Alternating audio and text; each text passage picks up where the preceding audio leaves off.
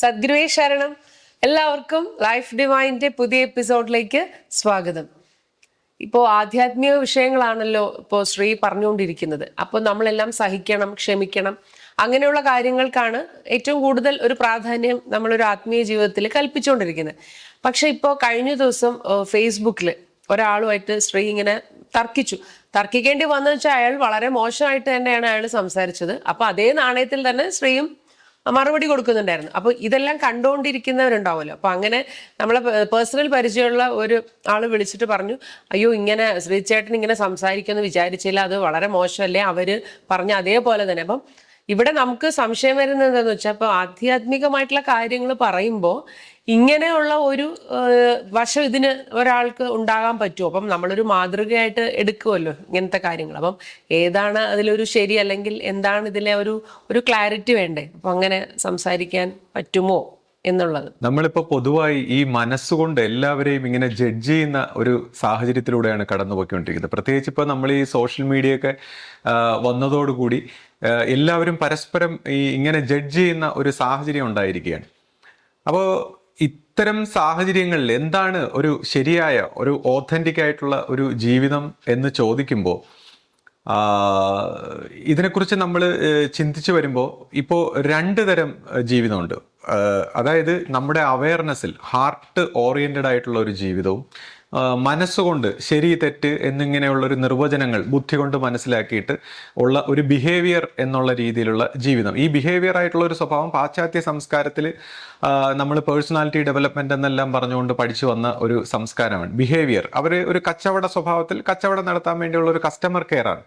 അപ്പൊ അതിനുവേണ്ടി ഉണ്ടാക്കിയ ഒരു സംസ്കാരമാണ് അത്, ബിഹേവിയർ, ഈഗോയിസ്റ്റിക് ആയിട്ടുള്ള ഒരു സംസ്കാരം. എന്നാൽ നമ്മുടെ ഭാരതത്തിൽ ഹാർട്ട് ഓറിയന്റഡ് ആയിട്ട് ബോധവികാസം കൊണ്ടുള്ള നന്മയും തിന്മയും. അപ്പൊ ഓരോരുത്തരും അവരവരുടെ ബോധവികാസം കൊണ്ട് എന്തൊക്കെയാണോ അത് ജീവിച്ച് അതിലൂടെ പഠിച്ച് വളരണമെന്നുള്ളതാണ്.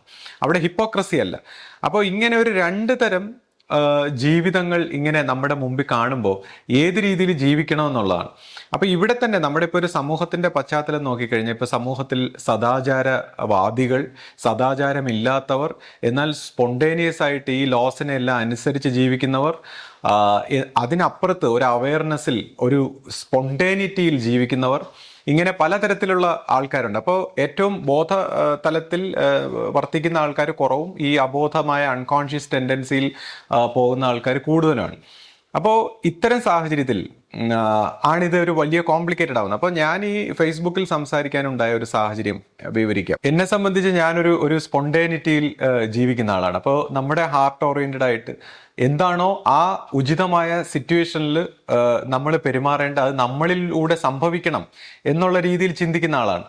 അപ്പോൾ അതുകൊണ്ട് തന്നെ ഞാൻ പറയും, എൻ്റെ ഒരു രീതി എപ്പോഴും അൺപ്രഡിക്റ്റബിൾ ആയിരിക്കും. ഇപ്പോൾ ആശയും ഇവരൊക്കെ എന്നോടൊപ്പം നിൽക്കുമ്പോൾ പലതും അവരിപ്പോൾ ഇന്ന രീതിയിലല്ലേ ശരിയെന്ന് പറഞ്ഞ് പ്രവർത്തിക്കുമ്പോഴായിരിക്കും ഞാൻ വന്ന് പറയുന്നത് അല്ല, തൽക്കാലം ഇത് ഇങ്ങനെ പോട്ടെ. അപ്പോൾ അവർ ചോദിക്കും എന്താ ശ്രീ അടിക്കടി. അപ്പോൾ അതാണ് ആ മൊമെന്റ്. അതിപ്പോൾ ഈവൻ നമുക്ക് പോലും പഠിപ്പിച്ചു കൊടുക്കാൻ പറ്റില്ല എന്നുള്ളതാണ്. ഈ മൊമെന്റ് ആയിട്ടുള്ള അവയർനെസ്സിൽ ഇതിനെയാണ് നമ്മൾ സമർപ്പണം എന്ന് പറയുന്നത്. നമ്മൾ മൈൻഡിനെ സമർപ്പിച്ചിട്ട് ഈ മൊമെന്റ് ആയിട്ട് എന്താണോ ഉചിതമായിട്ട് വരേണ്ടത് അത് നമ്മളിലൂടെ സംഭവിക്കണമെന്നുള്ളതാണ്.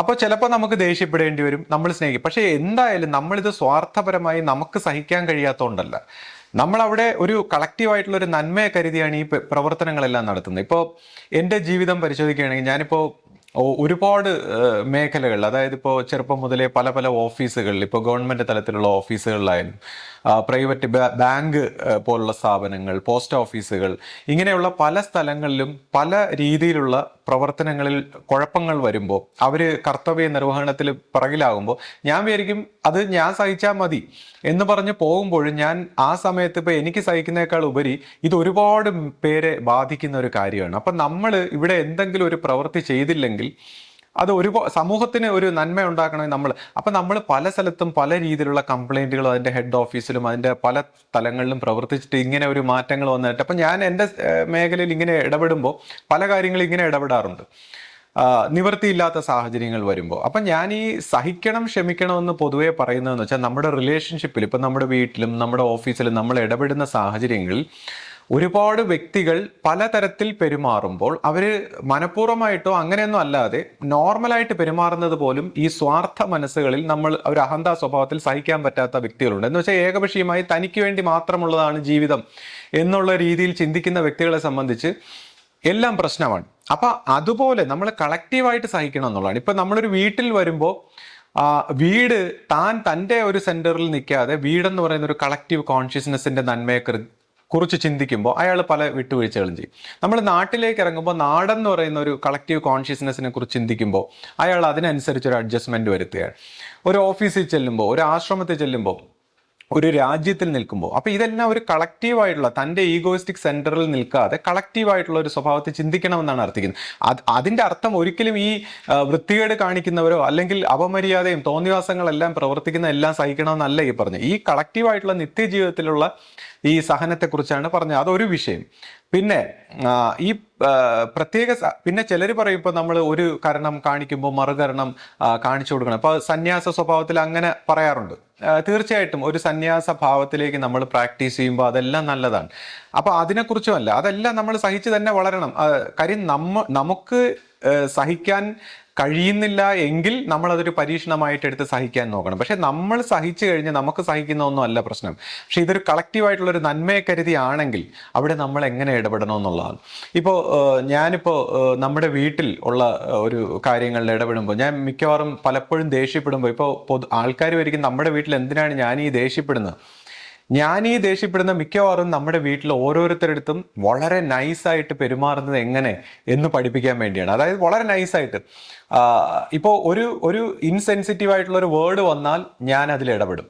അപ്പോൾ ഇപ്പോൾ ആശയെ സംബന്ധിച്ചും ശ്രീജയെ സംബന്ധിച്ചും ഒക്കെ അവർ ചെറുപ്പത്തിൽ കുറച്ച് കുസൃതി നിറഞ്ഞ കൂട്ടത്തിലായിരുന്നു. അപ്പോൾ അവരുടെ അമ്മമാര് രണ്ടുപേരും ഒരുപോലെ പറഞ്ഞതായിട്ട് കേട്ടിട്ടുണ്ട്. അതായത് നിങ്ങളെ ദുർഗുണ പരിപാഠശാലയിൽ കൊണ്ടാക്കും, ദുർഗുണ പരിഹാര പാഠശാലയിൽ കൊണ്ടാക്കും എന്ന് രണ്ടുപേരോടും പറഞ്ഞായിട്ട് പറയുന്നത് ഞാൻ കേട്ടിട്ടുണ്ട്. ഇവിടെ ആശയും പറഞ്ഞിട്ടുണ്ട്. അപ്പോൾ ഇപ്പോൾ ഈ ഇടയ്ക്ക് ആശ എന്നോട് ഇതേപോലെ പരാതി പറഞ്ഞു, ഇത് ഞാനില്ലോ ദുർഗുണ പരിഹാര പാഠശാലയിൽ വന്ന് പെട്ട പോലെ ആയല്ലോ സ്ത്രീയോടൊപ്പം ഓരോ കാര്യങ്ങളും.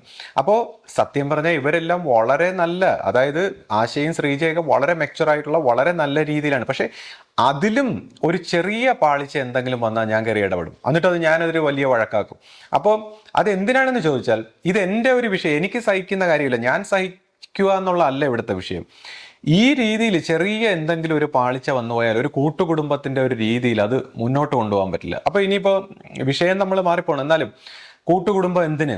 പാശ്ചാത്യ സംസ്കാരത്തിൽ ഒറ്റയ്ക്കൊറ്റയ്ക്കങ്ങ് പോയപ്പോൾ ഈ കൂട്ടുകുടുംബമൊക്കെ പ്രാകൃതമായ ഒരു രീതിയല്ലേ എന്നൊക്കെ അവർ ചോദിക്കും. പക്ഷേ ഈ ഒറ്റയ്ക്കൊറ്റയ്ക്കെന്നൊക്കെ പറയുന്നത് നമ്മുടെ ഭാരതത്തിൽ ഒരു വസുദൈവ കുടുംബകം എന്നുള്ള രീതിയിൽ മനസ്സിലൂടെ ഒരു യൂണിവേഴ്സൽ മനസ്സിലെത്തി അതിനെ അതിവർത്തിച്ചു പോകുന്ന ഒരു വിശാലതയെക്കുറിച്ച് പഠിക്കുന്നതാണ്. അപ്പൊ അതാണ് ഈ കൂട്ടുകുടുംബത്തിന്റെയൊക്കെ സഹനത്തിന്റെ ഒരു വശം.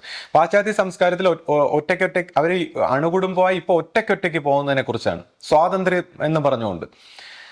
അപ്പോൾ ഈ ഒറ്റയ്ക്കൊറ്റയ്ക്ക് പോയി ഈ വികസിക്കുന്ന ജീവൻ അവസാനം മരിച്ച് ഒരു പ്രേതം പോലെ ആയി പോകും. കാര്യം ഒരു പിതൃവാകണമെങ്കിൽ പോലും ഒരു കുടുംബത്തിനോടുള്ള ഒരു സ്നേഹം, ഒരു കുടുംബ ബന്ധം ഇങ്ങനെ വരേണ്ടതുണ്ട്, അത്രത്തോളമെങ്കിലും വികസിക്കണം. അപ്പോൾ ഒരു ജീവനെ ഏറ്റവും അധപ്പതിപ്പിക്കുന്ന ഒരു സംസ്കാരമാണത്. അപ്പോൾ നമ്മളിപ്പോൾ ഒരു കുടുംബം എന്നുള്ള രീതിയിൽ സ്നേഹിച്ചാൽ, ഒരു സമൂഹം എന്ന രീതിയിൽ അല്ലെങ്കിൽ യൂണിവേഴ്സൽ ആയിട്ടുള്ള ഒരു തലത്തിലേക്ക് സ്നേഹിച്ച് വികസിച്ച് സഹിച്ച് ആണ് നമ്മൾ വികസിച്ച് പോകേണ്ടത്. അപ്പോൾ ആ ഒരു അർത്ഥത്തിനാണ് ഈ കൂട്ടുകുടുംബത്തിൻ്റെയൊക്കെ ഒരു പ്രാധാന്യം. അപ്പോൾ എനിവേ ഞാനിങ്ങനെ സഹിക്കാനുള്ള കാര്യം പറഞ്ഞുകൊണ്ടാണ് ഈ ഷൗട്ട് ചെയ്യുന്നത്. ഇപ്പോൾ ഈ അടുത്ത കാലത്ത് തന്നെ നമ്മുടെ ഒരു സുഹൃത്ത്, ഒരു വ്യക്തി, അപ്പോൾ അദ്ദേഹം ഒരുപാട് പല രീതിയിലുള്ള ബുദ്ധിമുട്ടുകളും പിന്നെ പട്ടിണിയും ഒക്കെ ആയിട്ട് നിൽക്കുമ്പോൾ അദ്ദേഹത്തെ ഒരു സ്ഥലത്ത് ഞാൻ ഒരാളെ നോക്കാനായിട്ട്, ഒരാളോട് കൂടെ അവിടെ കിടക്കണം, ഒരു വയസ്സായ ആളെ സംരക്ഷിക്കാനെ ഏൽപ്പിച്ചു. അപ്പോൾ അവിടെ നിന്നിട്ടും ഈ വ്യക്തിക്ക് ചിലപ്പോൾ മദ്യപിച്ചിട്ടെല്ലാം ഇഷ്യൂസ് ഉണ്ടാക്കുക, ഇത് എന്നെ കൊണ്ട് പറ്റുന്നില്ല എന്നൊക്കെ പറഞ്ഞ് എന്നോട് സംസാരിക്കുമ്പോൾ നമ്മൾ ഒരുപക്ഷെ നമുക്ക് നിസ്സാരമായിട്ട് ഇത് കളഞ്ഞിട്ട് പോവാം. പക്ഷെ നമ്മൾ അയാളോട് ഷൗട്ട് ചെയ്യണം, പല രീതിയിൽ പറഞ്ഞു നോക്കി സ്നേഹത്തിന്റെ ഭാഷയിലൊന്നും പറഞ്ഞിട്ട് ഇത് മനസ്സിലാകാതെ വരുമ്പോൾ നമുക്ക് വേണമെങ്കിൽ ഇത് കളഞ്ഞിട്ട് പോവാം, നീ പോയി നിന്റെ കാര്യം നോക്കിക്കോ എന്ന് പറയാം. പക്ഷെ അയാളോടുള്ള സ്നേഹം കൊണ്ടാണ് നമ്മൾ ഈ ദേഷ്യപ്പെടുന്നത്. അപ്പൊ ഞാനിങ്ങനെ ദേഷ്യപ്പെടുമ്പോൾ കുട്ടികളൊക്കെ പറയും, അയ്യോ ചാച്ചാ, ഇതേപോലെ നാട്ടുകാരൊക്കെ കേൾക്കും, അവരെ തെറ്റിദ്ധരിക്കും. അപ്പോൾ ഈ നമ്മൾ ദേഷ്യപ്പെടുന്നത് പോലും മറ്റൊരാളിന്റെ നന്മയ്ക്ക് വേണ്ടിയാണ്. അപ്പോൾ ഇതുപോലുള്ള സാഹചര്യങ്ങളിൽ നമ്മൾ ഈ ആൾക്കാർ ഇപ്പോൾ സോഷ്യൽ മീഡിയയിലായാലും ഇപ്പം നമ്മളെപ്പോലുള്ള വ്യക്തികളെ ജഡ്ജ് ചെയ്യുമ്പോൾ നമ്മൾ മനസ്സിലാക്കണം, we see in others what we are. നമ്മൾ ഇങ്ങനെ ജഡ്ജ് ചെയ്യുമ്പോൾ നമ്മളെ തന്നെയാണ് കാണുന്നത്. ഇപ്പൊ എന്നെ ഈ സോഷ്യൽ മീഡിയയിലൂടെ ആയാലും ഇപ്പൊ ഞാൻ ദേഷ്യപ്പെടുന്ന കാര്യങ്ങളെല്ലാം കണ്ടിട്ട് വിലയിരുത്തുമ്പോൾ അവനവന്റെ മനസ്സിനെയാണ് കാണുന്നത്. കാര്യം നമ്മൾ അതേ സാഹചര്യത്തിൽ അയാൾ പെരുമാറുന്ന പോലെ പെരുമാറുന്നെങ്കിൽ എന്തായിരിക്കും നമ്മുടെ മനസ്സ് എന്നാണ് നമ്മുടെ മനസ്സ് കാണിച്ചു തരുന്നത്. അതുകൊണ്ട് നമ്മളെ തന്നെയാണ് കാണുന്നത്. നമ്മൾ ഈ നടത്തിയ ജഡ്ജ്മെന്റുകളെല്ലാം നമ്മളെ കുറിച്ചാണ്. അതുകൊണ്ടാണ് relationship is a mirror to see yourself എന്ന് പറയുന്നത്. നമ്മളെ തന്നെ കാണാനുള്ള ഒരു വഴിയാണ് ഈ റിലേഷൻഷിപ്പ്. അപ്പൊ എന്നെ ഈ പറയുന്നവരെല്ലാം, ഈ ജഡ്ജ് ചെയ്തവരെല്ലാം കണ്ടത് അവരെയാണ്, അവരവരുടെ മനസ്സിനെയാണ്. എന്ത് വൃത്തികേടായാലും എന്ത് കാര്യം എൻ്റെ മനസ്സിൽ ഞാൻ എന്താണ് ഉദ്ദേശിച്ചതെന്ന് ആർക്കും അറിയില്ല എന്നുള്ളതാണ് ഈ സാഹചര്യത്തിൽ. അപ്പോൾ ഇനി ഞാൻ എന്താണ് ഉദ്ദേശിച്ചതെന്ന് ഞാൻ പറയാം. ഇപ്പോൾ എന്നെക്കുറിച്ച് ജഡ്ജ് ചെയ്തവർ വിചാരിച്ചത് അത് അവരുടെ മനസ്സിനെയാണ് കണ്ടത്, അതിലൂടെ റിഫ്ലക്ട് ചെയ്ത്. ഇപ്പം ഞാൻ കാരണം നിങ്ങൾക്ക് നിങ്ങളുടെ മനസ്സിനെ കാണാൻ പറ്റിയെങ്കിൽ അതൊരു നല്ല കാര്യമായിട്ട് തന്നെ എടുക്കാം. ഇനിയിപ്പം എന്താണ് ഞാൻ ഉദ്ദേശിച്ചതെന്ന് പറയാം. അപ്പം ഞാൻ ഈ ഫേസ്ബുക്കിലുള്ള ഈ വ്യക്തി, മോശമായിട്ട് സംസാരിച്ച വ്യക്തി, എത്രയോ കാലങ്ങളായിട്ട് ഇങ്ങനെ മോശമായിട്ടുള്ള കാര്യങ്ങൾ സംസാരിക്കുന്നതും ആശ്രമത്തെക്കുറിച്ചായാലും ഇപ്പോൾ ശിഷ്യഭൂതയെക്കുറിച്ചായാലും ഒക്കെ സംസാരിക്കുന്നത് ഞാൻ കേട്ടു, പിന്നെ മറ്റു സന്യാസിമാരെ കുറിച്ചായാലും. അപ്പോൾ ഇത് സംസാരിക്കുന്നു. അപ്പോൾ പല നാളുകൾക്ക് ശേഷം ഒരു ദിവസമാണ് എൻ്റെ പോസ്റ്റിൽ ഒന്ന് കമൻറ്റ് ചെയ്തത്. അപ്പോൾ എൻ്റെ പോസ്റ്റിൽ കമൻറ്റ് ചെയ്തപ്പോഴും 2 ദിവസം ഞാനത് മൈൻഡ് ചെയ്തില്ല. ഞാൻ കണ്ടു, എന്നാലും ഞാൻ വിചാരിച്ചു അവിടെ കിടക്കട്ടെ. അപ്പോൾ എനിക്ക് മനസ്സിലായി ഇതിപ്പോൾ എൻ്റെ പ്രോബ്ലം അല്ല, എനിക്കിത് സഹിക്കുന്നൊന്നും ഒരു വിഷയമല്ല. അടുത്തത് ഞാൻ ചിന്തിച്ചു, ഞാനിതിങ്ങനെ 3-ാമത്തെ ദിവസം ഇത് കണ്ടപ്പോൾ ഞാൻ ചിന്തിച്ചു, ഇയാൾക്ക് ഞാനൊരു മറുപടി കൊടുക്കണ്ടേ? കാര്യം ഇത്ര എഴുതി വെച്ച സ്ഥിതിക്ക് ഇപ്പം എൻ്റെ പോസ്റ്റിൽ വന്ന് ആശയം എന്നെ കുറിച്ചൊക്കെ മോശമായിട്ട് എഴുതി, പിന്നെ വളരെ മോശമായിട്ട് സംസാരിച്ചിരിക്കുന്നു. അപ്പം ഞാനിങ്ങനെ ചിന്തിച്ചു, അപ്പോൾ ഇയാൾക്കൊരു മറുപടി കൊടുക്കണം. അപ്പം മറുപടി എന്ന് പറയുമ്പോൾ ഇതുപോലുള്ള വ്യക്തികളെ സംബന്ധിച്ച്, ചില വ്യക്തികളെ സംബന്ധിച്ച് അവർക്ക് സാധാരണ രീതിയിൽ നമ്മൾ മറുപടി കൊടുക്കുമ്പോൾ അവർ തിരിച്ചിങ്ങനെ പറഞ്ഞുകൊണ്ടിരിക്കും. അത് ഞാൻ പലപ്പോഴും ശ്രദ്ധിച്ചിട്ടുണ്ട് നമ്മുടെ അനുഭവത്തിൽ. ഇതിങ്ങനെ തർക്കുത്തരം പോലെ പറഞ്ഞുകൊണ്ടിരിക്കും. അപ്പോൾ ഇവർക്കൊരു ഷോക്ക് ട്രീറ്റ്മെൻ്റ് ആണ് ആവശ്യം.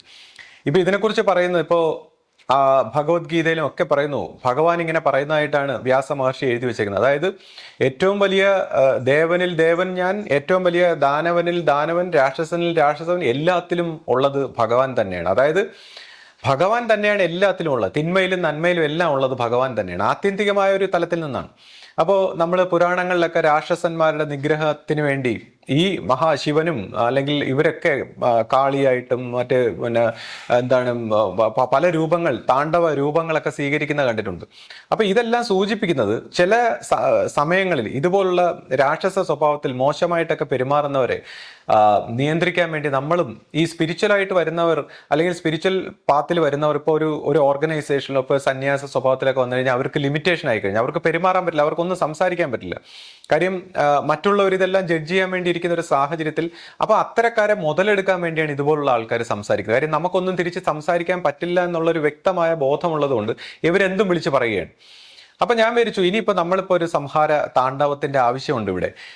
അപ്പോൾ ഒരു യോഗി എന്ന് പറയുമ്പോൾ അയാൾക്ക് ഒരേ സമയത്ത്, ഇപ്പം ഞാൻ പലപ്പോഴും പറഞ്ഞിട്ടുണ്ട്, ഇപ്പോൾ ഒരു മെഡിറ്റേറ്റീവ് മൂഡിൽ ഇരുന്നുകൊണ്ട് വളരെ ശാന്തമായി സാത്വികമായി വളരെ ഒരു നല്ല വൈബ്രേഷനിലാണ് സംസാരിക്കുന്നത് നമ്മൾ. അപ്പം നമുക്ക് ഈ മെഡിറ്റേറ്റീവ് ആയിട്ട് ഒരു ഹയസ്റ്റ് വൈബ്രേഷനിലും പോകാം, നമുക്ക് ലോവസ്റ്റ് വൈബ്രേഷനിലും പോകാൻ പറ്റും. അതിനുള്ള സ്വാതന്ത്ര്യമുണ്ട് ഒരു യോഗിയെ സംബന്ധിച്ച്, ഒരു യോഗ സ്വഭാവത്തിൽ മനസ്സിനെ നിയന്ത്രിക്കാൻ കഴിയുന്ന ഒരു വ്യക്തിയെ സംബന്ധിച്ച്. അപ്പം ഞാൻ വിചാരിച്ചു ഹയസ്റ്റ് വൈബ്രേഷനിലല്ലേ ഇവനോട് സംസാരിക്കണ കുറച്ച് ലോവസ്റ്റ് വൈബ്രേഷനിൽ വരണം. അപ്പോൾ ഈ വ്യക്തിയോട് സംസാരിക്കാൻ ഞാൻ കുറച്ച് ലോവസ്റ്റ് വൈബ്രേഷനിൽ വന്നു. അപ്പോൾ അയാളുടെ ലെവലിൽ വന്നു. അപ്പോൾ ഞാൻ വിചാരിച്ചു അയാളുടെ ലെവലും പോരാ, കുറച്ചുകൂടെ താഴോട്ട് ഇറങ്ങണം. അപ്പോൾ കുറച്ചുകൂടെ താഴോട്ടിറങ്ങി ഞാൻ അതിൻ്റെ അപ്പുറമായിട്ട് അയാളോട് സംസാരിക്കുകയാണ്. അപ്പോൾ ഇത് കണ്ടത് എൻ്റെ സുഹൃത്തുക്കളായ 2 പേര്, ചേട്ടൻ ഇങ്ങനെ സംസാരിക്കണ്ട, നമ്മൾ മറുപടി കൊടുത്തോളാം, ചേട്ടൻ ഒന്നും പറയണ്ട എന്ന് പറഞ്ഞു. അപ്പോൾ ഞാൻ പറഞ്ഞ അല്ല സുഹൃത്തെ, ഇവന് ഞാൻ തന്നെ മറുപടി കൊടുക്കണം. കാര്യം ഇത് മറ്റുള്ള ആരും ഇതുപോലുള്ളവർ പറയില്ല എന്ന് കരുതിയിട്ടാണ് ഇവൻ സംസാരിക്കുന്നത്. കൂടാതെ ഇവനെ പോലുള്ള വ്യക്തികൾ മനസ്സിലാക്കണം നമ്മളെപ്പോലുള്ളവർക്ക് സംസാരിക്കാൻ കഴിയും, ഇതെല്ലാം സംസാരിക്കാൻ കഴിയും, അതുകൂടി മനസ്സിലാക്കണം. അപ്പോൾ നമ്മൾ ഒരിക്കലും തീർച്ചയായിട്ടും ഇപ്പോൾ ഇതൊരു അറിവില്ലാത്ത സ്വഭാവം കൊണ്ടാണല്ലോ ഇങ്ങനെ പെരുമാറുന്നത്. അതെ, തീർച്ചയായിട്ടും അറിവില്ലാത്തത് കൊണ്ട് തന്നെയാണ്. പക്ഷേ ചില കാര്യങ്ങളിൽ ഈ പറയുന്ന പോലെ കൊച്ചുകുട്ടികൾക്ക് അടി കൊടുക്കണമെന്ന് പറയുന്ന കണക്ക് ചില കാര്യങ്ങൾ നമ്മൾ ഇതേപോലത്തെ ഷോക്ക് ട്രീറ്റ്മെന്റിലൂടെ മനസ്സിലാവും. നമ്മൾ സമാധാന സ്വഭാവത്തിൽ പറഞ്ഞാൽ ഇത്തരക്കാർക്ക് കണ്ണ് തുറക്കില്ല. അപ്പോൾ നമ്മൾ പിന്നെ വേറൊരു രൂപം എടുക്കുകയാണ്. അങ്ങനെ ആ രൂപം എടുത്ത് സംസാരിക്കുമ്പോൾ അദ്ദേഹം നമ്മുടെ ഒരു വീക്ക് പോയിന്റ് ആണെന്ന് വിചാരിച്ചാണ് ഇപ്പോൾ ആശയൻ്റെയും വിവാഹത്തെക്കുറിച്ചൊക്കെ വെച്ച് അദ്ദേഹം എന്തോ ഒരു വീക്ക്നെസ് ആണെന്ന് കരുതിയാണ് സംസാരിക്കുന്നത്. അപ്പം ഞാൻ അയാളുടെ ഇപ്പം എന്നെ സംബന്ധിച്ച് ഇതൊരു വീക്ക്നെസ് അല്ല, അയാളുടെ ഒരു വീക്ക്നെസ്സിൽ തന്നെ ഞാൻ പിടിച്ചു എന്നുള്ളതാണ്. ഇപ്പം എന്നെ സംബന്ധിച്ച് എന്തുകൊണ്ട് വീക്ക്നെസ് അല്ല എന്ന് ചോദിച്ചാൽ, ഞാനിപ്പോൾ ഈ ശ്രീജിത്ത് എന്ന് പറയുന്ന ഒരു കോൺഷ്യസ്നെസ്സിൽ ഇറങ്ങിയിരുന്ന് അതിൻ്റെ പോരായ്മകളോ ഗുണമോ ദോഷമോ വെച്ചല്ല ഞാൻ ജീവിക്കുന്നത്. ഞാനിപ്പോൾ എൻ്റെ ഒരു എന്താ പറയുന്ന ഒരു യൂണിവേഴ്സൽ ആയിട്ടുള്ള ഒരു അവയർനെസ്സിൻ്റെ ഭാഗമായി സ്വയം നിന്നുകൊണ്ട്, അപ്പോൾ അതെന്നെ തിരുത്തുന്ന ആ ശ്രീജിത്ത് എന്ന് പറയുന്ന ഭാവത്തെ എങ്ങനെ സ്പോണ്ടേനിയസ് ആയിട്ട് തിരുത്തുന്നോ അതിൻ്റെ ആ തിരുത്തിലൂടെ പൊയ്ക്കൊണ്ടിരിക്കുകയാണ്. അപ്പോൾ എന്നെ സംബന്ധിച്ച് ഞാൻ ഈ ശ്രീജിത്തിന്റെ വീക്ക്നെസ്സിനെ എൻ്റെ വീക്ക്നെസ് എന്ന് കരുതാൻ തയ്യാറല്ല. അപ്പം ഞാൻ ഇതിനെ സാക്ഷിഭാവത്തിൽ ഇതിൽ നിന്ന് മാറി നിൽക്കാനാണ്, അല്ലെങ്കിൽ മാറി നിന്ന് വീക്ഷിക്കാനാണ് പരിശീലിക്കുന്നത്. അപ്പോൾ ഈ പുള്ളി ഈ വീക്ക്നെസ്സും എല്ലാം വെച്ചുകൊണ്ട് അപ്പോൾ ഇതുപോലെ സംസാരിച്ചു. അപ്പോൾ ഒരു ഞാൻ നോക്കുമ്പോൾ ഒരു സ്ത്രീയോട്, ഇപ്പോൾ ശിഷ്യപൂജയെ കുറിച്ചൊക്കെ സംസാരിക്കുമ്പോൾ ഒരു ഗുരു എന്നുള്ള ഭാവം മാറ്റാം, ഒരു സ്ത്രീയോട് അല്ലെങ്കിൽ ഒരു സന്യാസിയോട് അവരെ അതിനെക്കുറിച്ചൊക്കെ സംസാരിക്കുമ്പോൾ എത്ര മോശമായിട്ട് സംസാരിക്കുന്ന ഒരാളിനോട് നമ്മൾ അതിൻ്റെ അപ്പുറത്തെ കാര്യം സംസാരിച്ച് വേണം അയാളെ തിരുത്തിയെടുക്കാൻ എന്നുള്ള അർത്ഥത്തിൽ അയാളുടെ വീക്ക് പോയിന്റും അയാളുടെ വിഷമങ്ങളും എല്ലാത്തിനെയും വെച്ചുകൊണ്ട് തന്നെ സംസാരിക്കുകയാണ് ചെയ്തത്. അപ്പോൾ അതാണ് നമ്മുടെ ഈ പറഞ്ഞ സുഹൃത്തുക്കൾ കണ്ടതും. അപ്പോൾ അവിടെ നമ്മുടെ എന്താണ് സന്യാസ സ്വഭാവമോ അല്ലെങ്കിൽ മറ്റു കാര്യങ്ങളെക്കുറിച്ചൊക്കെ വിലയിരുത്തി. അപ്പോൾ ഇതിനെക്കുറിച്ചാണ് പറയുന്നത്. നമ്മൾ ആരെയോ ചുമന്നുകൊണ്ട് നടന്നപ്പോൾ ഒരു സന്യാസി സ്വഭാവത്തിലുള്ളവരൊക്കെ എന്തോ ഒരു കഥയുണ്ടല്ലോ, പിന്നെ ഒരു സ്ത്രീയെ ഇങ്ങനെ ഒരു നദിയിലൂടെ എടുത്തുകൊണ്ട് പോവുകയും അപ്പുറത്താക്കുകയും ചെയ്തപ്പോൾ പിന്നെ കുറച്ച് ദൂരം ചെന്ന് കഴിഞ്ഞപ്പോൾ മറ്റൊരു സന്യാസി അതിനെക്കുറിച്ച് ചോദിച്ചപ്പോൾ പറഞ്ഞു, ഞാൻ ആ സ്ത്രീയെ ആ നദി കരയിൽ ഇറക്കി വിട്ടു, നീ ഇപ്പോഴും ആ സ്ത്രീയെ മനസ്സിൽ കൊണ്ട് നടക്കുകയാണോ എന്ന് പറയുന്ന പോലെ ഞാൻ ഈ സംസാരിച്ച കാര്യങ്ങൾ അവിടെ തന്നെ വിട്ടു. ഇത് കണ്ടവരിപ്പോഴും ആ സംസാരങ്ങളെ മനസ്സിൽ ചുമന്നുകൊണ്ട് നടക്കരുത്. നമുക്കെല്ലാം ഇതുപോലുള്ള കാര്യങ്ങളും കളഞ്ഞിട്ട് നമ്മുടെ ആ ഒരു സ്പോണ്ടേനിറ്റിക്ക് അനുസരിച്ച് ഒരു സ്പോണ്ടേനിയസ് ആയിട്ടുള്ള നമ്മളിൽ നിന്ന് ഉരുത്തിരിഞ്ഞു വരുന്ന ആ അവബോധത്തിൻ്റെ ലൈഫിനെ നമുക്ക് രണ്ട് കൈ നീട്ടി സ്വീകരിക്കാം. അതാണ് ശാന്തിയുടെയും സ്നേഹത്തിൻ്റെയും സഹിഷ്ണുതയുടെയൊക്കെ വഴി. അപ്പോൾ ഈ ഒരു സ്പോണ്ടേനിറ്റി നമ്മളെ എല്ലാ ശാന്തിയും സ്നേഹത്തിലും എല്ലാം വർത്തിക്കാൻ നമ്മളെ ഹെൽപ്പ് ചെയ്യുന്നു എന്നുള്ളതാണ്. അതിനിടയ്ക്ക് മറ്റൊരു കാര്യം പറയുകയാണ്, ഇപ്പം നമ്മുടെ വിവാഹത്തിൻ്റെ കാര്യം. ഇപ്പം ഈ വ്യക്തി എന്നെ പരിഹസിക്കാൻ വേണ്ടി ചോദിക്കുകയാണ്, അപ്പോൾ നീ അവിടെ ആശ്രമത്തിൽ വന്ന് സന്യാസിയെ പോലെ ജീവിച്ച് എന്നിട്ട് നീ എന്താണ് കാണിച്ചതെന്നൊക്കെ എനിക്ക് മനസ്സിലായിട്ടുണ്ട് എന്നെല്ലാം പറഞ്ഞുകൊണ്ട് അപ്പൊ ഇതെല്ലാം കേൾക്കുമ്പോൾ എന്നെ അങ്ങ് എന്തോ രീതിയിൽ നിശബ്ദമാക്കാമെന്നുള്ള അർത്ഥത്തിലാണ് പുള്ളി സംസാരിക്കുന്നത്. അപ്പം ഇതിനെക്കുറിച്ച് ഞാൻ പറയുമ്പോൾ ഒന്നാമതായി ഞാൻ സന്യസിക്കാനായിട്ട് വന്ന ഒരു വ്യക്തിയല്ല, ഞാൻ ഒരു സത്യാന്വേഷിയായിട്ട് വന്ന വ്യക്തിയാണ്. അപ്പോൾ ഒരു സത്യാന്വേഷിയായിട്ട് ഒരു ആത്മശാന്തിയുടെ ഒരു പാതയിൽ ജീവിക്കുമ്പോൾ ഒരു പ്രത്യേക സാഹചര്യത്തിൽ ഞാൻ തന്നെ സ്വയം തീരുമാനിച്ച് ഈ ഒരു രീതിയിലൊക്കെ ജീവിച്ച് വരുമ്പോൾ നമുക്കൊരു സമയത്ത് മനസ്സിലാവുകയാണ് നമ്മുടെ ഔട്ട്സൈഡ് ആയിട്ടുള്ള കാര്യങ്ങൾക്ക് ഇൻസൈഡ് ആയിട്ടുള്ള ഈ ശാന്തിയുമായിട്ട് ഒരു ബന്ധമില്ല. പിന്നെ അവരവർക്ക് ഇഷ്ടമുള്ള ആ ഒരു സ്പോണ്ടേനിയസ് ആയിട്ട് ഇപ്പോൾ സന്യാസ സ്വഭാവത്തിൽ ജീവിക്കണമെന്നുള്ളവർക്ക് അങ്ങനെ, ഗൃഹസ്ഥാശ്രമ സ്വഭാവത്തിൽ ജീവിക്കണമെന്നുള്ളവർക്ക് അങ്ങനെ, അതല്ല രണ്ടും ഇല്ലാത്ത രീതിയിൽ സ്വന്തം എങ്ങനെയാണോ നിങ്ങളുടെ ഔട്ട്സൈഡിന് ഈ ഇൻസൈഡ് ആയിട്ടുള്ള ഈ സത്യവുമായിട്ട് ഒരു ബന്ധമില്ല എന്ന് മനസ്സിലായതോടുകൂടി ഞാൻ ഫ്രീ ആയി, ഞാൻ എൻ്റെ സ്വാഭാവികമായ ഒരു ജീവിതത്തെ സ്വീകരിച്ചു. പിന്നെ നമ്മുടെ വിവാഹത്തെക്കുറിച്ച് പറയുകയാണെങ്കിൽ ഇപ്പോൾ ആശ ഡൈവോഴ്സ് ആയിട്ടിരിക്കുന്ന ഒരു വ്യക്തിയാണ്. അപ്പോൾ ആശയുടെ ഡൈവോഴ്സിനെ കുറിച്ച് പറയുകയാണെങ്കിൽ അവരുടെ ജീവിതം അത് ഇപ്പോൾ നമ്മളിപ്പോൾ പറയും ഈ കുടുംബ കോടതിയിലൊക്കെ രണ്ടുപേര് വിവാഹ ഹർജിയെല്ലാം ഫയൽ ചെയ്യുമ്പോൾ ഈ രണ്ടുപേര് പറയുന്നതും കള്ളത്തരമായിരിക്കും. അപ്പോൾ അതുകൊണ്ട് തന്നെ ഞാൻ പറയുകയാണ്, ഇപ്പോൾ ഈ രണ്ട് കൂട്ടരും പറയുന്നത് ആരും വിശ്വസിക്കരുതെന്നുള്ളതാണ്. ഇപ്പോൾ ഒരു വിവാഹ ജീവിതം എങ്ങനെ ഫെയിലായി എന്നൊക്കെ നമ്മൾ ചിന്തിക്കുമ്പോൾ ഇപ്പോൾ ആശയുടെ ഭാഗത്താണെങ്കിൽ എനിക്ക് വേണമെങ്കിൽ പറയാം, ആശയുടെ ഒറ്റ മകളായിട്ടൊക്കെ ജീവിച്ചു വന്നതുകൊണ്ട് പലതും സഹിക്കാനും ക്ഷമിക്കാനും അഡ്ജസ്റ്റ് ചെയ്യാനും ഒക്കെയുള്ള പോരായ്മകൾ ഉണ്ടായിരുന്നു. എന്നാൽ മറ്റേ വ്യക്തിയുടെ പോരായ്മ എന്താണെന്നുള്ളത് ഞാൻ പരസ്യമായിട്ട് പറയുന്നത് ശരിയല്ല. കാര്യം അത് വേറൊരാളുടെ കാര്യം നമ്മൾ പറയാൻ പാടില്ല. അപ്പോൾ എന്നാൽ ഈ രണ്ട് കൂട്ടരും പറയുന്ന ന്യായീകരണങ്ങൾ നമ്മൾ വിശ്വസിക്കാൻ പാടില്ല എന്നുള്ളതാണ് കാര്യം. കാര്യം അവരവരുടെ വശം ന്യായീകരിച്ചുകൊണ്ടാണല്ലോ എല്ലാവരും സംസാരിക്കുന്നത്. ഇപ്പോൾ ഈ കഴിഞ്ഞ അടുത്ത ഇടയ്ക്ക് തന്നെ ഞാൻ നോക്കുമ്പോൾ ഒരു വളരെ എഡ്യൂക്കേറ്റഡ് ആയിട്ടുള്ള വളരെ സാത്വിക സ്വഭാവത്തിലൊക്കെ ജീവിക്കുന്ന ഒരു വ്യക്തി എല്ലാ കാര്യങ്ങളിലും തന്നെ ന്യായീകരിച്ചുകൊണ്ട് സംസാരിക്കുന്നത് കണ്ടപ്പോഴാണ് ഞാൻ അതിൻ്റെ ഒരു തീവ്രത മനസ്സിലായി. അതായത് നമ്മൾ പൊതുവെ നമ്മളെ ന്യായീകരിച്ചുകൊണ്ടാണ്. അപ്പോൾ നമ്മളെ ന്യായീകരിക്കുന്ന നമ്മൾ ആ ഇമേജ് അതാണ് നമ്മുടെ എനിമിയും. നമ്മൾ ആക്ച്വലി ചുമന്നുകൊണ്ട് കിടക്കുന്ന നമ്മുടെ ഏറ്റവും വലിയ ശത്രുവായിട്ടുള്ള അഹന്താ സ്വരൂപത്തെ ഇങ്ങനെ ന്യായീകരിച്ചുകൊണ്ട് മനുഷ്യൻ സ്ട്രഗിൾ ചെയ്യാണ്, മനുഷ്യൻ കഷ്ടപ്പെടുകയാണ്. അപ്പോൾ തീർച്ചയായിട്ടും ഈ അഹന്താ സ്വഭാവത്തെ ന്യായീകരിച്ചുകൊണ്ട് ഓരോരുത്തരും അവരവരുടെ വ്യക്തിത്വത്തെ, അവരവരുടെ ജീവിതത്തെ, അവരവരുടെ ബിഹേവിയറിനെ ഇപ്പൊ നല്ലതുപോലെ പെരുമാറും. ചില ആൾക്കാർ പറയും ഇന്ന ആൾ വളരെ നല്ലതാണ്, നല്ലതുപോലെ പെരുമാറുന്നു, മനസ്സിന്റെ നന്മ. ചില ആൾക്കാർ മോശമായിട്ട് കാണുന്നു. ആ മോശപ്പെട്ടവർ മോശവും ആയിരിക്കണമെന്നില്ല, നല്ലതുപോലെ പെരുമാറുന്നവന്റെ ഉള്ളിൽ നല്ലതും ആയിരിക്കണമെന്നില്ല. അപ്പൊ ഇങ്ങനെയുള്ള ബിഹേവിയറിനെ വിശ്വസിച്ചുകൊണ്ട് അദ്ദേഹം അല്ലെങ്കിൽ ഇദ്ദേഹം അല്ലെങ്കിൽ ഈ പറയുന്ന ആള് ഇവരെല്ലാം സത്യം. അപ്പൊ ഇതിനകത്ത് നമ്മൾ ആരുടെയും വാചകങ്ങൾ എടുക്കരുതെന്നുള്ളതാണ്. പിന്നെ അപ്പോൾ അതെന്തായാലും ഡൈവോഴ്സായി. അപ്പൊ ഇപ്പോൾ ഞാനാണെങ്കിൽ ഉപദേശം കൊടുക്കുന്ന എന്ത് കാര്യങ്ങളും നമ്മൾ സഹിക്കാവുന്നത്. കാര്യം തൻ്റെ ജീവിതത്തിൽ താൻ മാനിഫെസ്റ്റ് ചെയ്തിട്ട് ഉള്ള ഒരു പങ്കാളി എന്ന രീതിയിൽ നമുക്ക് സഹിക്കാനും ക്ഷമിക്കാനും അഡ്ജസ്റ്റ് ചെയ്യാനും ഒക്കെ ഉള്ളത്. ഒരു ആധ്യാത്മിക തലത്തിൽ, ഇന്നത്തെ ഭൗതിക തലത്തിൽ എല്ലാവരും എന്തോ ആവാമെന്ന് പറയുന്നുണ്ടെങ്കിലും സ്വാതന്ത്ര്യത്തിനാണ് വിലയെങ്കിലും ആധ്യാത്മിക തലത്തിൽ സഹിച്ചും ക്ഷമിച്ചും അഡ്ജസ്റ്റ് ചെയ്തും പോകണമെന്ന് നമ്മൾ പറയും. എന്നാൽ ചില പ്രത്യേക സാഹചര്യങ്ങൾ, അതായത് സ്വധർമ്മത്തിന് വിരുദ്ധമായിട്ട് ജീവിക്കേണ്ടി വരികയാണെങ്കിൽ, അല്ലെങ്കിൽ ജീവഹാനി സംഭവിക്കുമെന്നുള്ള സാഹചര്യം ഉണ്ടാകുന്നു, അല്ലെങ്കിൽ മറ്റൊരു രീതിയിൽ യോജിക്കാം, അങ്ങനെയൊക്കെയുള്ള പ്രത്യേക സാഹചര്യങ്ങളിൽ ഡൈവോഴ്സ് തീർച്ചയായിട്ടും സ്വാഭാവികമാണ്. അപ്പോൾ ഇതുപോലെയൊക്കെയുള്ള പല കാരണങ്ങൾ ഒത്തു വന്നതുകൊണ്ടാകാം അവർ ഡൈവോഴ്സ് ചെയ്യുന്നു. അപ്പോൾ ഡൈവോഴ്സ് ചെയ്യുമ്പോൾ തന്നെ സത്യം പറഞ്ഞാൽ വളരെ സിവിലൈസ്ഡ് ആയിട്ടുള്ള ഒരു കൾച്ചറിൽ പരസ്പരം ചെളി വാരി എറിയാതെ നമുക്ക് ഒത്തുപോകാൻ കഴിയുന്നില്ല എന്നുള്ളത് മാത്രമാണ് അതിൻ്റെ ഒരു റീസൺ. നമുക്ക് രണ്ടുപേർക്കും ഒത്തുപോകാൻ കഴിയുന്നില്ല, അതിന് പരസ്പരം ചെളിവാരി എറിയേണ്ട കാര്യമില്ല. അങ്ങനെ ഇപ്പോൾ ഇവരുടെ ആദ്യ വിവാഹത്തെ കുറിച്ച് പറയുമ്പോൾ ഗുരു അത് ആദ്യം സമ്മതിച്ചു, എന്നാൽ പല വശത്തു നിന്നും പിന്നീട് എല്ലാ രീതിയിലും എതിർത്തിരുന്നു. ഗുരു എതിർത്ത ഒരു വിവാഹം ഡൈവോഴ്സിലേക്ക് വരെ എത്തുമെന്ന് ഗുരു ആദ്യമേ തന്നെ പറഞ്ഞിരുന്നു. അങ്ങനെ പിന്നീട് വർഷങ്ങൾ കഴിഞ്ഞപ്പോൾ, ഇപ്പോൾ അതിനുശേഷം ആശ എൻ്റെ ഒരു വളരെ സുഹൃത്തായിട്ട് തന്നെ നമ്മുടെ ഒരു വർഷങ്ങൾ കഴിഞ്ഞ് ഒരു 10 വർഷത്തോളം ഒക്കെ ആയതിനു ശേഷമാണ് ഇതുപോലെ ഞാൻ നമ്മുടെ വിവാഹത്തെക്കുറിച്ച് ഗുരുവിനോട് ചെന്ന് ചോദിക്കുന്നത്. ശിഷ്യപൂജിതയോടാണ് ഞാൻ ചോദിക്കുന്നത്. അപ്പോൾ ഞാൻ ഗുരുവിനോട് പറഞ്ഞു, നമ്മൾ നല്ല സുഹൃത്തുക്കളാണ്, ഒരു വിവാഹം കഴിച്ച് അവരെയും കൂടി, ആശയും കുട്ടികളെയും കൂടി എന്നോടൊപ്പം കൊണ്ടുപോകണമെന്ന് ഞാൻ ഇഷ്ടപ്പെടുന്നു എന്ന് പറഞ്ഞപ്പോൾ ഗുരു എന്നോട് പറഞ്ഞു അത് വേണ്ട എന്ന് പറഞ്ഞു. അപ്പോൾ ഞാൻ പിന്നീട് അതൊരു ചെറിയൊരു വിഷമമായിട്ട് തിരിച്ചു വന്നെങ്കിലും ഗുരുവാക്കല്ലേ, നമ്മളത് അനുസരിക്കാം എന്നുള്ള രീതിയിൽ മനസ്സിനെ പരുവപ്പെടുത്തി കൊണ്ടുവരുമ്പോൾ അടുത്ത ദിവസം ഗുരു വിളിച്ചിട്ട് പറഞ്ഞു, അത് ഞാൻ ചെയ്യുന്നത് ശരിയല്ല, അത് നിങ്ങൾ കുടുംബക്കാരെ ആലോചിച്ച് എന്താണെന്ന് വെച്ചാൽ ചെയ്യുക. അപ്പോൾ എനിക്ക് മനസ്സിലായി. അപ്പോൾ ആശ്രമ സ്വഭാവത്തിലാകുമ്പോൾ നമുക്കൊരു കാര്യം ഉണ്ട്, അതായത് ഒരുപാട് വ്യക്തികൾ, പല തലത്തിലുള്ള, പല കോൺഷ്യസ്നെസ്സിലുള്ള, പല രീതിയിലുള്ള വ്യക്തികളുടെ ഒരു സമൂഹമാണ് ആശ്രമം എന്ന് പറയുമ്പോൾ. അപ്പോൾ ഒരു ആശ്രമ സ്വഭാവത്തിൽ നമ്മൾ ഓരോ കാര്യങ്ങൾക്കും ഒരു നിയമവും നീതിയും ഒക്കെ ഉണ്ട്. അപ്പോൾ ഒരു കാര്യത്തിൽ പോലും വിട്ടുവീഴ്ച വന്നാൽ അത് മറ്റുള്ളവർക്ക് ഒരു റോങ് ആയിട്ടുള്ളൊരു സാഹചര്യം ഒരുക്കാൻ സാധ്യതയുണ്ട്. അപ്പോൾ പല കാര്യങ്ങളിലും എക്സെപ്ഷണൽ കേസുകൾ ഉണ്ടെങ്കിലും അത് ഒരു സമൂഹത്തെ ബാധിക്കുന്ന ഒരു വിഷയമായതുകൊണ്ട് ഗുരുവിന് ഇതിൽ ഇടപെടാൻ പറ്റില്ല എന്ന് പറഞ്ഞപ്പോൾ എനിക്കത് വ്യക്തമായിട്ട് മനസ്സിലായി. അപ്പോൾ ഞാൻ തീർച്ചയായിട്ടും ഗുരുവിനെ ഒരു രീതിയിലും ഈ കാര്യത്തിൽ ഇടപെടുത്തരുത് എന്നുള്ള ഒരു ഉറപ്പിൽ ഞാൻ പുറത്തു വെച്ച് എവിടെയെങ്കിലും ഒരു രജിസ്റ്റർ മാരേജ് നടത്താമെന്ന് വിചാരിക്കുന്നു. അപ്പോൾ രജിസ്റ്റർ മാരേജ് നടത്താനുള്ള ഫോർമാലിറ്റിയെക്കുറിച്ചെല്ലാം ചിന്തിച്ചപ്പോൾ ഞാൻ വിചാരിച്ചു ഏതെങ്കിലും ഒരു ടെമ്പിളിലോ പിന്നെ ഒരു ആശ്രമത്തിലോ ഒക്കെ ആണെങ്കിൽ രജിസ്റ്റർ ചെയ്യാൻ ഈസിയാണ്.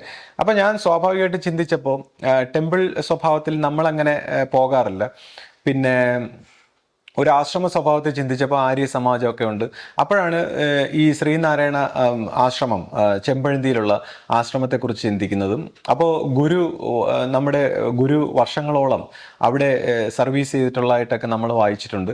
അപ്പോൾ ഞാൻ വിചാരിച്ചു അങ്ങനെ ചെമ്പഴന്തി ആശ്രമത്തിൽ വെച്ചാണ് വിവാഹം നടക്കുന്നത്. അപ്പോൾ വിവാഹം നടന്നിട്ട് പോലും ആശ്രമത്തിലേക്ക് വരണമെന്ന് ഞാൻ ചിന്തിച്ചില്ല. കാര്യം ആശ്രമത്തിൽ വന്ന് ഗുരുവിനെ ആരും ഈ വിഷയത്തിൽ ഒരു മോശമായിട്ട് ചിത്രീകരിക്കാൻ പാടില്ല. കാര്യം ഇപ്പോൾ തന്നെ നമ്മുടെ ഒരു കുറച്ച് വിഭാഗം ആൾക്കാർ എന്തെല്ലാം കഥകളൊക്കെ പറയുന്നു. അപ്പോൾ ആ സാഹചര്യത്തിൽ ഗുരുവിൻ്റെ പേരിൽ ഇത് വരണ്ട, എന്നെ തന്നെ കുറ്റം പറഞ്ഞോട്ടെ ആൾക്കാരെല്ലാവരും, ആ രീതിയിൽ ഞാനിങ്ങനെ ചിന്തിക്കുകയാണ്. എന്നാൽ അന്ന് വിവാഹത്തിൻ്റെ ആ ദിവസം രാവിലെ ഒരു 3 മണി സമയത്ത് എനിക്കൊരു സ്വപ്നം ഉണ്ടാവുകയാണ്. അവിടെ ഗുരു നമ്മളെ 2 കൈ നീട്ടി സ്വീകരിക്കുന്നു. ആശ്രമത്തിലേക്ക് വിവാഹം കഴിച്ചു വരുന്ന നമ്മളെ സ്വീകരിക്കുന്നു. എന്നിട്ട് ചെറുപ്പക്കാരനായ, അതായത് ഗുരുവിൻ്റെ രൂപം വളരെ ഒരു ചെറുപ്പത്തിലുള്ള രൂപം. അപ്പോൾ ഈ ചെറുപ്പക്കാരനായ ഗുരു നമ്മളോടൊപ്പം ആശ്രമത്തിൽ നടന്നു വന്ന് പർണശാലയിൽ നമ്മളോടൊപ്പം നമസ്കരിക്കുന്നു. ഗുരുവിൻ്റെ തന്നെ ആ രൂപത്തെ ഗുരു നമസ്കരിക്കുന്നതായിട്ടും അങ്ങനെയൊക്കെ കണ്ടു. അപ്പം ഞാൻ നോക്കുമ്പോൾ ഇത് ഗുരുവിൻ്റെ ചെറുപ്പത്തിൽ സർവീസ് ചെയ്തിട്ടുള്ള ഒരു ഭാഗത്ത് ഈ പറയുന്ന പോലെ ഗുരുവിൻ്റെ ഒരു ആ ചെറുപ്പത്തിലുള്ള ആ ഒരു ഗുരുക്കന്മാർ, വളരെ ഇൻറ്റൻസ് ആയിട്ടുള്ള ഗുരുക്കന്മാരുടെ ഒരു സൂക്ഷ്മ രൂപങ്ങൾ ഓരോ സ്ഥലത്തും ഉണ്ടാകും എന്നുള്ളതാണ്. അപ്പോൾ ഗുരുവിൻ്റെ ആ ഒരു ചെറുപ്പകാലത്തെ രൂപം നമ്മുടെ വിവാഹത്തിന് അവിടെ ഒരു സാക്ഷിയായിട്ടുണ്ടായിരുന്നു എന്നുള്ളതാണ് നമ്മുടെ ഒരു അനുഭവം. അപ്പോൾ ഈ ഒരു സാഹചര്യത്തിൽ ഞാൻ പിന്നെ വിവാഹം കഴിഞ്ഞതിന് ശേഷം നേരെ ആശ്രമത്തിൽ വരികയും ശിഷ്യഭൂതയെ കാണുകയും അമ്മയെ കണ്ടില്ലേ രാവിലെ? അതൊന്നും ചോദിക്കുന്നു. വേണ്ടേ? അപ്പൊ ഈ സാഹചര്യത്തിൽ നമ്മൾ വിവാഹം കഴിഞ്ഞ ശേഷം ആശ്രമത്തിൽ വന്ന് ശിഷ്യഭൂതയെ കാണുകയും അനുഗ്രഹം വാങ്ങിച്ച് പോവുകയാണ് ഉണ്ടായത്. അപ്പൊ ഇതാണ് ഈ വിവാഹത്തെക്കുറിച്ചുള്ള നമ്മുടെ ഒരു വേർഷൻ. ഇതിനെ തന്നെ ഇപ്പോൾ പ്രായം കൂടുതലാണ് അല്ലെങ്കിൽ കുട്ടികളുണ്ടെന്നൊക്കെ പറഞ്ഞ് പല രീതിയിൽ പരിഹസിക്കുന്നവരുണ്ട്. അപ്പോൾ അതൊക്കെ ഇപ്പൊ എന്നെ സംബന്ധിച്ച് ഞാൻ ഇപ്പോൾ പാശ്ചാത്യ സ്വഭാവത്തിലാണ്, ഈ പാശ്ചാത്യ രീതിയിൽ അവർക്ക് അവരുടെ ഒരുപാട് നല്ല ക്വാളിറ്റീസ് ഉണ്ട് പാശ്ചാത്യ സമൂഹത്തിൽ. അവരുടെ തിന്മയായിട്ടുള്ള ക്വാളിറ്റീസിനെയൊക്കെ നമ്മൾ അപലപിക്കുന്നു. എന്നാൽ നല്ല ക്വാളിറ്റീസ് അവർക്ക് ഇതുപോലുള്ള ഈ പ്രായ ഭേദമന്യങ്ങളോ അല്ലെങ്കിൽ ഇതുപോലുള്ള കാര്യങ്ങളെ കുറിച്ചൊന്നും അവർ ബോധേഡല്ല. അപ്പോൾ അവര് ഇതുപോലുള്ള കാര്യങ്ങളൊക്കെ ഞാൻ നോക്കുമ്പോൾ അവരൊക്കെ വളരെ മോഡേൺ ആണ്, വളരെ സിവിലൈസ്ഡ് ആണ്. അപ്പൊ അങ്ങനെ ഒരു സിവിലൈസ്ഡ് കൾച്ചറിൽ ഇതിനൊന്നും ഒരു കുഴപ്പമില്ല, ഇതൊക്കെ വളരെ നോർമൽ ആയിട്ടുള്ള കാര്യങ്ങളാണെന്ന് ബോധ്യമുള്ളത് കൊണ്ട് എന്നെ സംബന്ധിച്ച് ഞാനിതൊന്നും കാര്യമാക്കുന്നില്ല. എന്നാൽ ഞാൻ പോലും ഇതുപോലുള്ള ഒരു സാഹചര്യത്തിൽ ഇതുപോലുള്ള ഒരു വിവാഹം മറ്റൊരാളെ സംബന്ധിച്ചാണെങ്കിൽ ഞാൻ പോലും അനുകൂലിക്കില്ല എന്നുള്ളതാണ്. കാരണം ഇപ്പോൾ ഒരു ചെറുപ്പക്കാരനും ഒരു സ്ത്രീയും തമ്മിൽ, അല്ലെങ്കിൽ കുട്ടികളും ഒക്കെ ഉള്ള ഒരു സ്ത്രീയും തമ്മിലുള്ള ഒരു സ്നേഹവും ഒരു പ്രേമമോ ഒരു കാമമോ അല്ല, അത്തരം വികാരങ്ങൾക്ക് മാനിച്ചുകൊണ്ട് നമുക്കൊരു വിവാഹ ബന്ധത്തിലേക്ക് കടക്കാൻ പാടില്ല. അത് വലിയ അപകടങ്ങളിലേക്ക് എത്തിപ്പെടുമെന്നുള്ളതാണ്. ഇപ്പൊ ഇവിടുത്തെ ഒരു സ്പെഷ്യൽ കേസിൽ ഞാൻ ചിന്തിക്കുമ്പോൾ ഇപ്പൊ ആശ എന്നോടൊപ്പം ആദ്യമേ എൻ്റെ അടുത്ത് വരുമ്പോൾ ഒരു കൊച്ചുകുട്ടിയെ പോലെയാണ്. ആശ എന്നേക്കാൾ സീനിയർ ആണെങ്കിൽ പോലും എന്നോട് ബിഹേവ് ചെയ്യുന്ന വളരെ ഒരു കൊച്ചുകുട്ടിയെ പോലെയാണ്. അപ്പോൾ എന്നോടൊപ്പം ഒരു കൊച്ചുകുട്ടിയെ പോലെ വന്ന് നിൽക്കുകയും എന്നോട് സംസാരിക്കുകയും ഒരുപാട് കാര്യങ്ങൾ, ഞാനാണ് ആശയ്ക്ക് പല കാര്യങ്ങൾക്കും അന്നു മുതലേ ഒരു ഉപദേശ സ്വഭാവത്തിലൊക്കെ പറഞ്ഞു കൊടുക്കുന്നത്, എന്നോട് ചർച്ച ചെയ്യുന്നുണ്ട്. അപ്പോൾ അവരുടെ എല്ലാ വിഷമങ്ങളും എന്നോടാണ് തുറന്നു പറയുന്നത്. അപ്പോൾ എന്നെ സംബന്ധിച്ച് ഇപ്പോൾ സ്നേഹവും കാമവും അതുപോലെയൊക്കെയുള്ള കാര്യങ്ങളെ ഇപ്പോൾ പുരുഷനും സ്ത്രീയും തമ്മിൽ ബന്ധപ്പെടുമ്പോൾ ഉണ്ടാകുന്ന അത്തരം മൃദുല വികാരങ്ങളെയൊക്കെ നമ്മൾ തള്ളിക്കളയുന്നു. ഞാൻ നോക്കുമ്പോൾ ഇതുപോലുള്ള ഒരു വ്യക്തി അവര് എന്നോടൊരു എന്തുകൊണ്ടോ എനിക്ക് വല്ലാത്തൊരു സ്നേഹം ഉണ്ടാകുന്നുണ്ട്. കാര്യം എന്ന് വെച്ചാൽ ഈ വ്യക്തിക്ക് അച്ഛനമ്മമാരില്ല, സഹോദരങ്ങളില്ല, ആരുമില്ല. അപ്പോൾ എന്നോട് ഇങ്ങനെ ആശ്രയ സ്വഭാവത്തിൽ എന്നോട് ഇത്ര സ്നേഹമായിട്ട് നിൽക്കുമ്പോൾ എന്നെ ഒരു വളരെ ബഹുമാനത്തോടെ കാണുന്ന ഈ വ്യക്തി അവരെ കണ്ണടച്ച് അവരെ ഉപേക്ഷിച്ചിട്ട് പോകാൻ നമുക്ക് കഴിയുന്നില്ല എന്നുള്ളതാണ്. അപ്പോൾ നമ്മൾ പല പ്രാവശ്യം അത് ശ്രമിക്കുന്നെങ്കിൽ നമുക്കത് കഴിയുന്നില്ല. അപ്പോൾ നമ്മൾ ഈ വ്യക്തിയെ നമ്മളോടൊപ്പം ചേർത്ത് നിർത്തുകയാണ്. അപ്പോൾ അവിടെ തന്നെ അപ്പോൾ അതെന്തോ ഒരു മുൻജന്മ ബന്ധം കാര്യം, അല്ലെങ്കിൽ പിന്നെ എന്താണ് ഈ ഒരു സ്നേഹം, എന്തോ ഒരു ബന്ധം ഇതിനകത്ത് കിടക്കുന്നത് കാരണം നമ്മൾ ഇതിനെ സ്വീകരിക്കുകയാണ്. അങ്ങനെ നമ്മൾ സ്വീകരിക്കുന്ന അപ്പോൾ കുട്ടികളായാലും ഈ കുട്ടികളും നമ്മളോടൊപ്പം വന്ന് ജീവിക്കുമ്പോൾ അവർക്കുണ്ടായ ശാന്തിയും സമാധാനവും അല്ലെങ്കിൽ അവർക്കുണ്ടായ അറിവുകളും ഈ പറയുന്ന കാര്യങ്ങളെല്ലാം ഞാൻ നോക്കുമ്പോൾ എൻ്റെ സംഭാഷണത്തിൽ മുഴുവൻ ആധ്യാത്മികമായ വിഷയങ്ങളാണ്. ഞാനിപ്പോൾ എന്തെങ്കിലുമൊക്കെ കാര്യങ്ങൾ സംസാരിച്ച് കഴിയുമ്പോൾ ഇല്ല പൂച്ച താഴെ വീണ 4 കാലിലെന്ന് പറയുന്നതൊക്കെ എന്ത് കാര്യം സംസാരിക്കുമ്പോഴും നമ്മൾ ഒരു ആധ്യാത്മിക വിഷയത്തിലേക്കാണ് എത്തുന്നത്. അപ്പോൾ നമ്മുടെ ഈ കുട്ടികളായാലും ഈ റിലേഷൻഷിപ്പ് ആയാലും എല്ലാത്തിലും ഒരു ആധ്യാത്മികമായ ഒരു വശത്തിലേക്ക് വരിക വഴി ഇതുകൊണ്ട് അവർക്കോ എൻ്റെ ഈ വിവാഹം കൊണ്ട് എനിക്കോ നമുക്ക് ആർക്കും ഒരു നഷ്ടം ഉണ്ടായിട്ടില്ല എന്നുള്ളൊരു സാഹചര്യത്തിൽ, അല്ലെങ്കിൽ എല്ലാവർക്കും ഇത് നന്മയിലേക്കാണ് ഗുണം ചെയ്തതെന്നുള്ള കാര്യത്തിൽ ഗുരുവിന് ഇതിൽ എതിർപ്പുണ്ടാകാൻ വശമില്ല എന്നുള്ളത് എനിക്ക് നേരത്തെ അറിയാം. ഗുരുവിന് എതിർപ്പുണ്ടാകേണ്ട ഒരു കാര്യമില്ല. എന്നാൽ ഒരു സമൂഹമായ, ഞാൻ നേരത്തെ പറഞ്ഞ ഒരു ആശ്രമ സ്വഭാവത്തിലും നിയമാവലികളും ചട്ടക്കൂടും ഒക്കെ ഉള്ളപ്പോൾ നമ്മൾ മാതൃകാ സ്വഭാവത്തിൽ വരണം എന്നുള്ള അർത്ഥത്തിൽ ഇത് അനുകൂലിക്കാനും പാടില്ല. പിന്നെ കൂടാതെ നമ്മുടെ ജീവിതത്തിൽ ഉണ്ടാകുന്ന ഇതുപോലുള്ള ഒരുപാട് പ്രശ്നങ്ങൾ ഇതൊക്കെയാണ് നമ്മളെ പരിവർത്തനപ്പെടുന്നത്. ഇതുപോലുള്ള കാര്യങ്ങൾ അത്ര ഈസി ആയിട്ടോ അല്ലെങ്കിൽ ഇതുപോലുള്ള കാര്യങ്ങളെ നിസ്സാരമായിട്ടോ കാണാൻ പാടില്ല. ഇത് എങ്ങനെയാണോ അതിൻ്റെ ആ സ്നേഹത്തിൻ്റെ, സത്യത്തിൻ്റെ, ധർമ്മത്തിൻ്റെ വശം ഉരുത്തിരിഞ്ഞു വരുന്നത്, അങ്ങനെയാണ് ഇതിനെ എടുക്കേണ്ടത്. അല്ലാതെ ഇതിപ്പോ എന്തെങ്കിലും ഒരു മൃദുല വികാരങ്ങളെ വെച്ചുകൊണ്ടല്ല ഇതിനെ വിലയിരുത്തേണ്ടത്. അപ്പോൾ ഇപ്പൊ ഇതുപോലുള്ള കാര്യങ്ങളെല്ലാം ഈ പറയുന്ന പോലെ നമ്മൾ അങ്ങനെ ന്യായീകരിക്കാൻ പാടില്ല. കാര്യം നമ്മൾ ജനങ്ങൾക്ക് ഒരു തെറ്റായ ഒരു പ്രവണത ഉണ്ടാക്കാൻ പാടില്ല. എന്നാൽ ഈ പറയുന്ന പോലെ ചില കാര്യങ്ങളിൽ എക്സെപ്ഷണൽ കേസുകളും ഉണ്ട്. അപ്പോൾ ഇങ്ങനെ പരിവർത്തിക്കുമ്പോൾ, കൂടാതെ ഈ ഒരു കാലഘട്ടം നമ്മളെ സംബന്ധിച്ച് ഒരു പൊതുസമൂഹത്തിൽ ഒരുപാട് അപമാനിതനൊക്കെ ആകുമ്പോൾ നമ്മുടെ കോൺഷ്യസ്നെസ്, നമ്മൾ ഇൻവേർഡ്ലി അകത്തേക്ക് പോകേണ്ടി വരുന്ന സാഹചര്യം, നമ്മുടെ മനസ്സിൻ്റെ തന്നെ പലതരത്തിലുള്ള മാനസിക സംഘർഷങ്ങളും വിഷമങ്ങളിലും കൂടെ നമുക്ക് നമ്മളെ തന്നെ ഉപേക്ഷിക്കേണ്ട ഒരു സാഹചര്യം. അപ്പോൾ ഇങ്ങനെയൊക്കെ നോക്കുമ്പോൾ എന്നെ സംബന്ധിച്ച് ഈ വിവാഹവും അല്ലെങ്കിൽ ഈ വിവാഹവുമായി ബന്ധപ്പെട്ട ഈ കാര്യങ്ങളെല്ലാം എന്നെ സംബന്ധിച്ച് അത് ഒരു നന്മയുടെ ഒരു വെളിച്ചത്തിലേക്കാണ് എന്നെ നയിച്ചത്. അപ്പോൾ ആശയെ സംബന്ധിച്ചായാലും കുട്ടികളെ സംബന്ധിച്ചായാലും എല്ലാം അപ്പോൾ അങ്ങനെ ഒരു വെളിച്ചത്തിന്റെ വശത്തിലേക്കാണ് വന്നത്. അപ്പോൾ അങ്ങനെ നോക്കുമ്പോൾ എല്ലാ അർത്ഥത്തിലും നന്മയെന്ന് പറഞ്ഞ് നമ്മൾ എന്തെങ്കിലും നമ്മളെ സ്വയം ന്യായീകരിക്കുകയാണോ അല്ലെങ്കിൽ ന്യായീകരിക്കാൻ പാടുണ്ടോ? അപ്പൊ ജീവിതത്തിൽ നമ്മൾ നോക്കുമ്പോൾ ഈ ന്യായീകരണത്തെക്കാളും അല്ലെങ്കിൽ ഈ പറയുന്ന പോലെ നമ്മളെ സ്വയം വെള്ളപൂശാൻ പരിശ്രമിക്കുന്നതിനേക്കാൾ കൂടുതൽ എന്താണ് ഈ ജീവിതം? ആരെങ്കിലും ഇതുപോലെ കരുതിക്കൂട്ടി എന്തെങ്കിലും മോശമായ ഒരു പ്രവൃത്തി ചെയ്യണമെന്നോ അല്ലെങ്കിൽ അവനവന്റെ ജീവിതത്തിൽ തന്നെ എന്തെങ്കിലും കുഴപ്പങ്ങൾ ഉണ്ടാക്കണമെന്നോ ഒന്നും ആരും ചിന്തിക്കുന്നില്ല എന്നുള്ളതാണ്. നമ്മളെല്ലാം ഈശ്വര പ്രാർത്ഥനയും ദൈവത്തിന്റെ ഒരു പാത്തിൽ പോകണമെന്ന് ആഗ്രഹിച്ച് വരുമ്പോൾ നമ്മുടെ ജീവിതത്തിൽ എന്തുകൊണ്ട് ഇങ്ങനെ ഇത്തരത്തിലുള്ള കർമ്മഗതികൾ, ഇത്തരത്തിലുള്ള ചില സിറ്റുവേഷൻസ് ഉണ്ടാകുന്നു എന്നുള്ള രീതിയിൽ നമ്മളും സ്വയം പകച്ചു പോവുകയാണ്, നമ്മൾ വിഷമിച്ചു പോവുകയാണ്. ആ വിഷമങ്ങളെ അതിവർത്തിച്ച് വളരെയധികം ദുഃഖിച്ചും ക്ലേശിച്ചും ഒക്കെയാണ് നമ്മൾ ഈ ഒരു സാഹചര്യത്തിലേക്ക് വന്നിട്ടുള്ളത് എന്നുള്ളതാണ്. അപ്പൊ അതുകൊണ്ട് തന്നെ എന്നെ സംബന്ധിച്ച് ഞാൻ ഈ പ്രണയത്തിനോ അല്ലെങ്കിൽ മറ്റ് എന്തെങ്കിലും മൃദുല വികാരങ്ങൾക്കോ പ്രാധാന്യം നൽകിക്കൊണ്ടല്ല ഈ റിലേഷൻഷിപ്പിന്. ഇതെല്ലാം ശരി, ഇപ്പൊ ഒരു സ്ത്രീയും പുരുഷനും എന്ന് പറയുമ്പോൾ ഇതെല്ലാം അതിന്റെ മറ്റൊരു വശത്ത് ഉണ്ടെങ്കിൽ പോലും അതിന് പ്രാധാന്യം നൽകിക്കൊണ്ടല്ല ഞാൻ ഈ ഒരു ഡിസിഷനിലേക്ക് എത്തിയത്.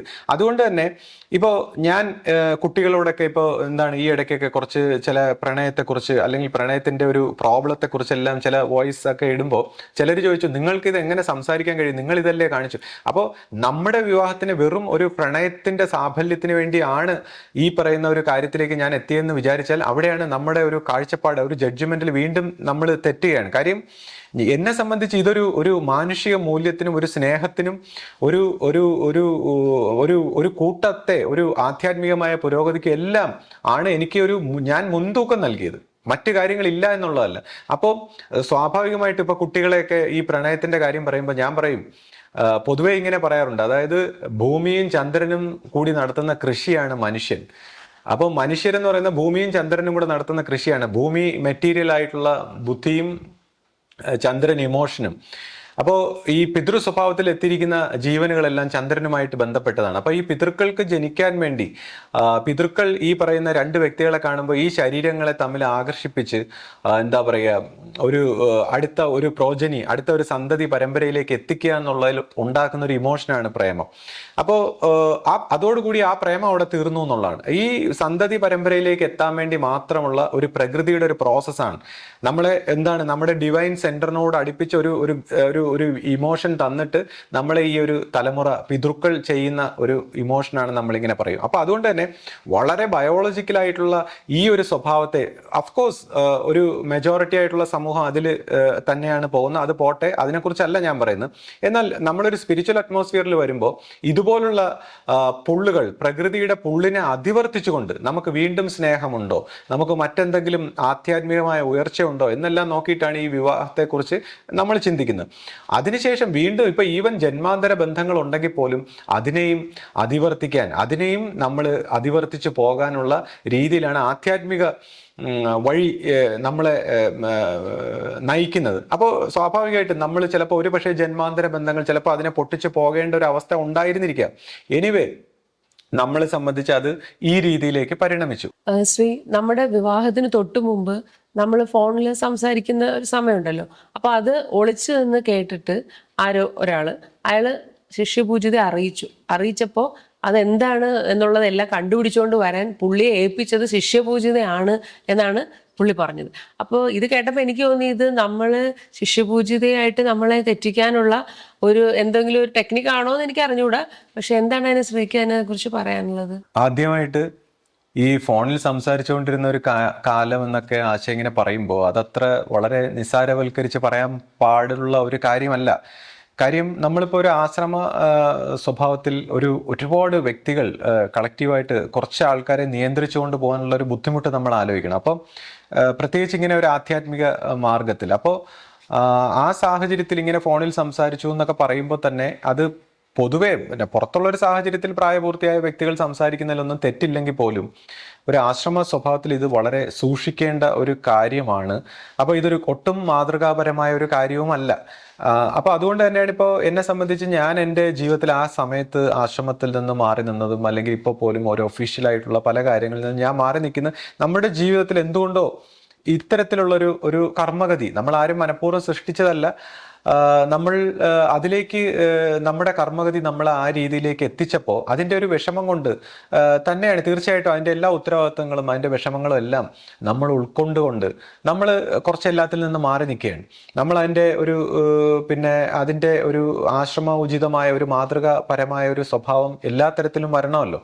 അപ്പോൾ അതിൽ നിന്ന് നമ്മൾ അതിനെ ഉൾക്കൊള്ളുന്നു, അതിൻ്റെ റെസ്പോൺസിബിലിറ്റി നമ്മൾ ഏറ്റെടുക്കുന്നു. അപ്പോൾ ഇനിയിപ്പോൾ മറ്റ് ആ വ്യക്തിയുടെ ഒരു കാര്യം പറയുകയാണെങ്കിൽ ഇവിടെയാണ് നമ്മൾ ഒരു ഈ ഗുരുശിഷ്യം അല്ലെങ്കിൽ ഗുരുമാർഗത്തെക്കുറിച്ച് നമ്മൾ മനസ്സിലാക്കേണ്ടത്. ഇപ്പോൾ ഒരു ഗുരു എന്ന് പറയുമ്പോൾ പൊതുവെ നമ്മളൊരു വ്യക്തി എന്നാണ് കരുതുന്നത്. ഇപ്പൊ ഗുരു എന്ന് പറയുമ്പോൾ ഗുരു ദൈവം അല്ലെങ്കിൽ ഇപ്പോൾ ഈ പറയുന്ന ദൈവ ഗുരു എന്ന് പറയുന്ന ആ സ്വഭാവത്തിൽ ഒരേ സമയം ദൈവം എന്ന് പറയുന്ന ഒരു സ്റ്റേറ്റും ഗോഡ് സ്റ്റേറ്റും ഹ്യൂമൻ സ്റ്റേറ്റും ഒരുമിച്ച് വർത്തിക്കുന്ന, അപ്പോൾ ഈ ഗോഡ് സ്റ്റേറ്റിലേക്ക് അല്ലെങ്കിൽ പരമാത്മാവിൻ്റെ ആ തലത്തിലേക്ക് ഒരു ജീവാത്മാവ് എങ്ങനെ പരിണമിച്ച് ഒന്നിക്കും എന്ന് സ്വന്തം ജീവിതം കൊണ്ട് അനുഭവിച്ച് സാക്ഷാത്കരിച്ച ഒരു വ്യക്തിയാണ് ഈ ഗുരുബോധത്തിൽ ഒരേ സമയം ഗോഡ് സ്റ്റേറ്റും ഹ്യൂമൻ സ്റ്റേറ്റുമായിട്ട് വർത്തിക്കുന്നത്.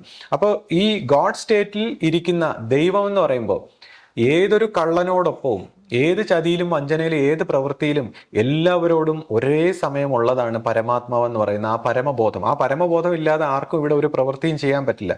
അപ്പോൾ ദൈവം എന്ന് പറയുന്നവൻ എല്ലാവരുടെയും ദൈവമാണ്. അത് പുണ്യവാനോ പാപിയോ എന്തോ ആവട്ടെ, എല്ലാവർക്കും ഒരുപോലെയാണ് ദൈവം. അപ്പോൾ നാച്ചുറലി ദൈവം നമ്മളോടൊപ്പം ഉണ്ട്. എന്നാൽ മനുഷ്യന് സ്വാതന്ത്ര്യവും ഉണ്ട്. അവൻ്റെ പ്രവൃത്തിയുടെ ഫലമാണ് അവൻ അനുഭവിക്കുന്നത്. അപ്പോൾ നാച്ചുറലി ഒരു ഗുരുവിനോട് ഒരു വ്യക്തി ഒരു കാര്യം ചെന്ന് പറയുമ്പോൾ ഗുരു അവൻ്റെ ഗുരുവുമാണ്, നമ്മുടെ ഗുരുവുമാണ്. എന്നാൽ ഈ വ്യക്തി ഇങ്ങനെ ചെന്ന് സംസാരിക്കുമ്പോൾ ഇപ്പോൾ ഒരുപാട് വ്യക്തികൾക്ക്, ഇപ്പോൾ മറ്റുള്ള വ്യക്തികൾ, ഇപ്പോൾ നമ്മൾ സദാചാര ബോധമുള്ള ഒരുപാട് പേരുണ്ട്. അപ്പോൾ ഈ സദാചാര സ്വഭാവം എന്ന് പറയുമ്പോൾ മറ്റുള്ളവരുടെയാണ്, അവരവരുടെ കാര്യങ്ങളെക്കാൾ കൂടുതൽ മറ്റുള്ളവരുടെ പ്രണയബന്ധങ്ങളും അല്ലെങ്കിൽ സെക്ഷൽ ആയിട്ടുള്ള ലൈഫുകളും ഇതിനെക്കുറിച്ചൊക്കെ വളരെയധികം ബോധേഡാവുന്ന ഒരു സമൂഹമുണ്ട്. അപ്പോൾ ഇത് ശരിയോ തെറ്റോ എന്ന് ചോദിച്ചാൽ ഒരു സമൂഹത്തിൽ ഇതെല്ലാം വേണം. ഈ സദാചാര ബോധം ഇങ്ങനെ ഉള്ളവരും അല്ലെ സദാചാര ബോധം ഇല്ലാത്തവരും എല്ലാവരും കൂടെ മിങ്കിൾ ചെയ്ത് നിൽക്കുന്നതുകൊണ്ട് ഇങ്ങനെയുള്ളവരും വേണമെന്നുള്ളതാണ്. ഒരു ബാലൻസിന് വേണ്ടി ഇതെല്ലാം വേണം. അപ്പോൾ നമ്മളൊന്നും ശരിയോ തെറ്റോ എന്ന് പറയുകയല്ല. ഇതെല്ലാം കേൾക്കുന്നവർ ഇത് നിഷ്പക്ഷമായിട്ട് ചുമ്മാ ഞാൻ പറയുന്നത് ശരി ഇപ്പോൾ അല്ലെങ്കിൽ ഞാനെല്ലാം തികഞ്ഞവൻ ആ അർത്ഥത്തിലൊന്നുമല്ല, അല്ലെങ്കിൽ ഈ ഞാൻ സംസാരിക്കുന്ന ആളിന് എന്തെങ്കിലും പ്രത്യേകത ഉണ്ട് അങ്ങനെയൊന്നുമല്ല. നമ്മൾ അങ്ങനെ ഒന്നുമില്ല. ഈ ഒരു വിഷയത്തെ നമ്മൾ സംസാരിക്കുക, അപ്പോൾ വിഷയത്തെ മാത്രം ശ്രദ്ധിക്കുക. ആരും പേഴ്സണലായിട്ട് എടുക്കാനും പാടില്ല. ഇപ്പൊ ഈ പറഞ്ഞ വ്യക്തി പോലും ഇത് കേൾക്കുമ്പോൾ ഇത് പേഴ്സണലായിട്ട് എടുക്കാതെ നിഷ്പക്ഷമായിട്ട് ഒബ്സർവ് ചെയ്താൽ ഈ ഒരു വിഷയത്തിൽ നിന്ന് നമുക്ക് പൂർണ്ണമായിട്ടൊരു ക്ലാരിറ്റി കിട്ടും എന്നുള്ളതാണ്. അപ്പോൾ ഈ ഗുരു എല്ലാവർക്കും ഒരുപോലെയാണ്. ദൈവ സ്റ്റേറ്റ് ഗോഡ് സ്റ്റേറ്റിൽ ഗുരു എല്ലാവർക്കും ഒരുപോലെയാണ്. എന്നിട്ട് ഇപ്പൊ ഈ സദാചാര ബോധം എങ്ങനെ ഉണ്ടാവുന്നു? ഇപ്പൊ ചില വ്യക്തികൾക്ക് മനസ്സിന്റെ സദാചാര ബോധം, ആത്മബോധത്തിൽ നിന്നുള്ള സദാചാരം വേറൊരു രീതിയിലാണ്. ഇപ്പൊ ഈ മനസ്സിന്റെ തലത്തിൽ എങ്ങനെ സദാചാരം ഉണ്ടാവുന്നു? അപ്പൊ അതിനെക്കുറിച്ച് ചിന്തിക്കുമ്പോൾ ഓഷോ ഒരിക്കൽ പറഞ്ഞു, ഒരു സ്ത്രീ വളരെ സാമൂഹ്യ സ്വഭാവവും സോഷ്യൽ വർക്കും വളരെ പവിത്രമായ ഒരു ജീവിതം നയിക്കുന്നു. അപ്പൊ അവര് വിചാരിക്കുകയാണ് അവര് മുൻജന്മത്തിൽ എന്തോ വളരെ പവിത്രമായിട്ടുള്ള ഒരു വ്യക്തിത്വമായിരിക്കും എന്ന് കരുതിയിട്ട്, കാര്യം ഇപ്രാവശ്യം അവർ വളരെ പാതിവൃത്യവും വളരെ സൂക്ഷിപ്പും എല്ലാ നന്മയോടും കൂടി ജീവിക്കുന്ന ഒരു വ്യക്തിയാണ്. അപ്പൊ അവരുടെ മുൻജന്മം അറിയണം. അപ്പോൾ ഓഷോ പറഞ്ഞു, അത് നിങ്ങൾ സമയമായാൽ നിങ്ങൾക്ക് മനസ്സിന് പരിപക്വമാവുമ്പോൾ നാച്ചുറലായിട്ട് നിങ്ങൾക്ക് ഇത് അറിയാൻ പറ്റും. അതാണ് അതിന്റെ ശരിയായ രീതി. നിങ്ങൾ അതുപോലുള്ള കാര്യം, അപ്പൊ അവർക്കൊരു പ്രത്യേക മെഡിറ്റേഷൻ പ്രാക്ടീസ് വേണം, അവർക്ക് അറിഞ്ഞേ പറ്റൂ. കാര്യം അവര് തീർച്ചയായിട്ടും ഉറച്ചു വിശ്വസിച്ചു അവര് മുൻജന്മത്തിൽ ഒരു വളരെ സാത്വികമായിട്ടുള്ള സ്ത്രീ ആയിരിക്കും. അപ്പൊ അവരിങ്ങനെ മെഡിറ്റേഷൻ പ്രാക്ടീസ് ചെയ്യുകയും ഒരു ദിവസം രാത്രി ഓടിക്കെത്തിച്ചുകൊണ്ട് ഓഷോയുടെ റൂമിൽ വന്ന് തട്ടിയിട്ട് അവർ പറയുന്നു അവർക്ക് കിടന്നുറങ്ങാൻ പറ്റുന്നില്ല. കാര്യം മുൻജന്മങ്ങളിൽ അവർ വളരെയധികം ഒരു പ്രോസ്റ്റിറ്റ്യൂട്ടിനെ പോലെ വളരെ വൃത്തികെട്ട ഒരുപാട് ആൾക്കാരുമായിട്ട് അവിഹിത ബന്ധവും വൃത്തികേടും ഒക്കെ ചെയ്ത് ജീവിച്ച ഒരു വ്യക്തിത്വമാണ്.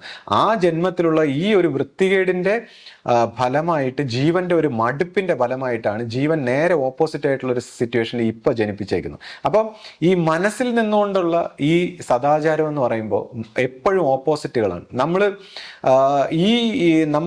മനസ്സിന്റെ സദാചാരം, മറ്റുള്ളവരെ കുറിച്ച് ഈ സദാചാരം പറയുമ്പോൾ അവർക്ക് ഈ മറ്റുള്ളവരുടെ ലൈഫും സെക്ഷൽ ലൈഫിനെ കുറിച്ചൊക്കെ ശ്രദ്ധിക്കാനും അതിനെക്കുറിച്ച് കമന്റ് പറയാനും അതിനെ പുച്ഛിക്കാനും അതെല്ലാം നമ്മുടെ ഒരു മുൻ ജന്മത്തിലെ റിയാക്ഷന്റെ ഫലമായിട്ട് ഉണ്ടാകുന്നതാണ്. റിയൽ ആയിട്ടുള്ള സദാചാരം ഇങ്ങനെയല്ല ഉണ്ടാകുന്നത്. ബോധ വികാസം കൊണ്ടുണ്ടാകുന്ന സദാചാരത്തിൽ അവനവനെ കുറിച്ചാണ് ശ്രദ്ധിക്കുന്നത്, മറ്റുള്ളവരെ കുറിച്ച് ശ്രദ്ധിക്കില്ല എന്നുള്ളതാണ്. കൂടാതെ ഞാനിപ്പോൾ എപ്പോഴും പറയാറുണ്ട്, ഈ യൂണിവേഴ്സലാണ് മൈൻഡ് എന്ന് പറയുമ്പോൾ പലർക്കും അത് വിശ്വസിക്കാൻ കഴിയില്ല. കാര്യം എല്ലാവരും ഇൻഡിവിജ്വൽ മൈൻഡ് ഉണ്ട്. ഇതേപോലുള്ള ഇപ്പോൾ ഈ സദാചാരവാദികൾ നമ്മൾ ഇൻഡിവിജ്വൽ മൈൻഡാണ്, മറ്റുള്ളവരാണ് വൃത്തികെട്ടവർ എന്ന് കാണാൻ ആഗ്രഹിക്കുന്നവരാണ്. പക്ഷേ നമ്മൾ ഈ ഇൻഡിവിജ്വൽ മൈൻഡ് ഉണ്ടാകുന്നത് നമുക്കൊരു കോൺഷ്യസ്, സബ് കോൺഷ്യസ്, ഒരു അൺകോൺഷ്യസ് ലെയർ ഉള്ളതുകൊണ്ട് ഈ അൺകോൺഷ്യസ് ലെയറിന് ഭേദിച്ച് പോകുന്നവന് മാത്രമേ മനസ്സ് യൂണിവേഴ്സൽ ആണെന്ന് അറിയാൻ പറ്റൂ. അല്ലാത്തവർ വരിക ഈ അൺകോൺഷ്യസ് ബാരിയർ ഉള്ളതുകൊണ്ട് അയാൾ വിചാരിക്കും തനിക്കൊരു ഇൻഡിവിജ്വൽ മൈൻഡ് ഉണ്ട്.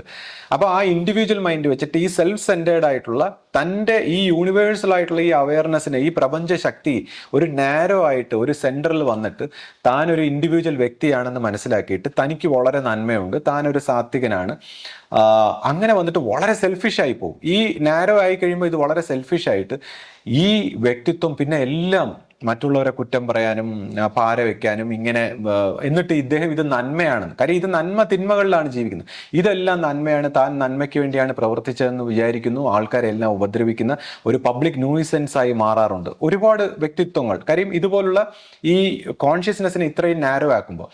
അപ്പോൾ നമ്മളിവിടെ ചെയ്യേണ്ടത് ഇതൊന്നും വിഷമിക്കാതെ, പേഴ്സണലായിട്ട് എടുക്കാതെ, നമ്മുടെ കോൺഷ്യസ്നെസ്സിനെ ബോധം കൊണ്ട് വികസിച്ച് ഈ സെൽഫ് സെൻറ്റേർഡ് ആയിട്ടുള്ള, സെൽഫിഷ് ആയിട്ടുള്ള, ഈ അൺകോൺഷ്യസ് ആയിട്ടുള്ള ഈ ബാരിയർ പൊട്ടിച്ച് നമ്മൾ യൂണിവേഴ്സൽ ആയിട്ടുള്ള ഒരു തലത്തിൽ വരുമ്പോൾ നമുക്ക് എല്ലാവരോടും ഒരു കമ്പാഷനും സ്നേഹവും, നമ്മൾ ഈ മനസ്സിന്റെ സകല നന്മയും സകല തിന്മയും എല്ലാത്തിൻ്റെ ഇരിപ്പിടമാണ് മനസ്സെന്ന് മനസ്സിലാക്കിയിട്ട് പരസ്പരമുള്ള ഒരു ബഹുമാനവും സ്നേഹവും ഒക്കെ ഉണ്ടാകുന്നതാണ്.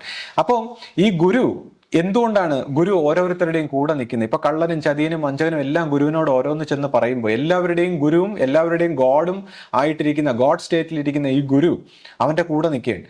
ആഹാ, അപ്പൊ ഗുരു പറയും നീ ഇപ്പൊ ഇങ്ങനെ സദാചാര ബോധത്തിൽ ഇങ്ങനെ എന്ന് പറയുമ്പോൾ ഗുരുവിന് എവന്റെ ഈ മുൻജന്മത്തിലെ ആ റിയാക്ഷന്റെ ഫലമായിട്ടാണ് ഇവൻ ഇങ്ങനെ ഒരു കള്ള സദാചാരം ഉണ്ടായെന്ന് മനസ്സിലാവുമ്പോൾ ഇവന്റെ ഈ കള്ള സദാചാരം പൊട്ടിക്കേണ്ടതുണ്ട് ഗുരുവിന്.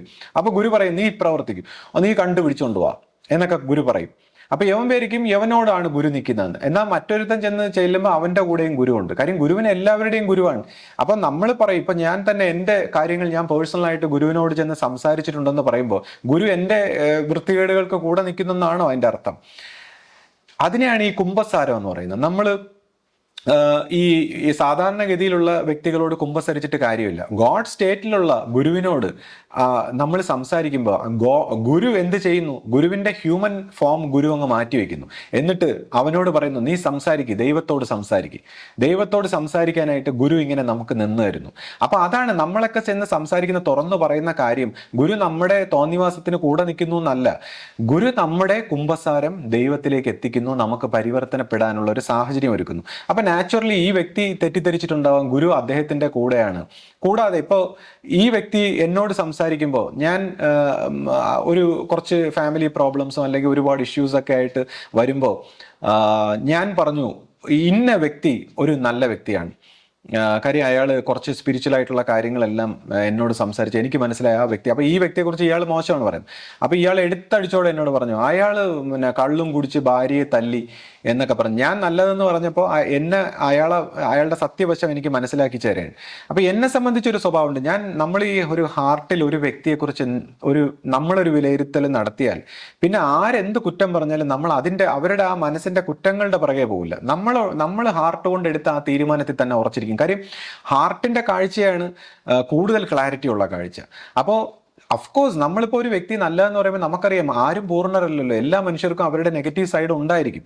ഇപ്പോൾ പിന്നെ കള്ളു കുടിക്കുക എന്ന് പറയുമ്പോൾ കള്ളു കുടിക്കുന്നതിനെ ന്യായീകരിക്കാൻ പാടില്ല. പക്ഷേ മനുഷ്യൻ ഇന്ന് നമ്മുടെ ഈ പൊതുസമൂഹത്തിലുള്ള മനുഷ്യർ അവരുടെ ഈ മനസ്സിന്റെ ഈ വിഷമങ്ങളിൽ നിന്ന് എസ്കേപ്പ് ചെയ്യാൻ കള്ളു കുടിക്കുന്നു, മറ്റ് ലഹരി പദാർത്ഥങ്ങൾ ഉപയോഗിക്കുന്നു. അപ്പോൾ ഇതിനെല്ലാം ഉള്ള സൊല്യൂഷൻ ആധ്യാത്മികമായി മനസ്സിനെ ശാന്തമാക്കാനുള്ള ഒരു വഴികളിലേക്ക് കൊണ്ടുവരിക എന്നുള്ളതാണ്. അപ്പോൾ ഇത്രയും ലഹരികളും ഇത്രയും പിന്നെ പ്രശ്നങ്ങളൊക്കെ സമൂഹം നേരിടുമ്പോൾ ഇതിന്റെ എല്ലാം സൊല്യൂഷൻ ആധ്യാത്മികതയിലാണുള്ളത്. ഇവരുടെ മനസ്സിനെ ശാന്തമാക്കാൻ എന്താണ് വഴി?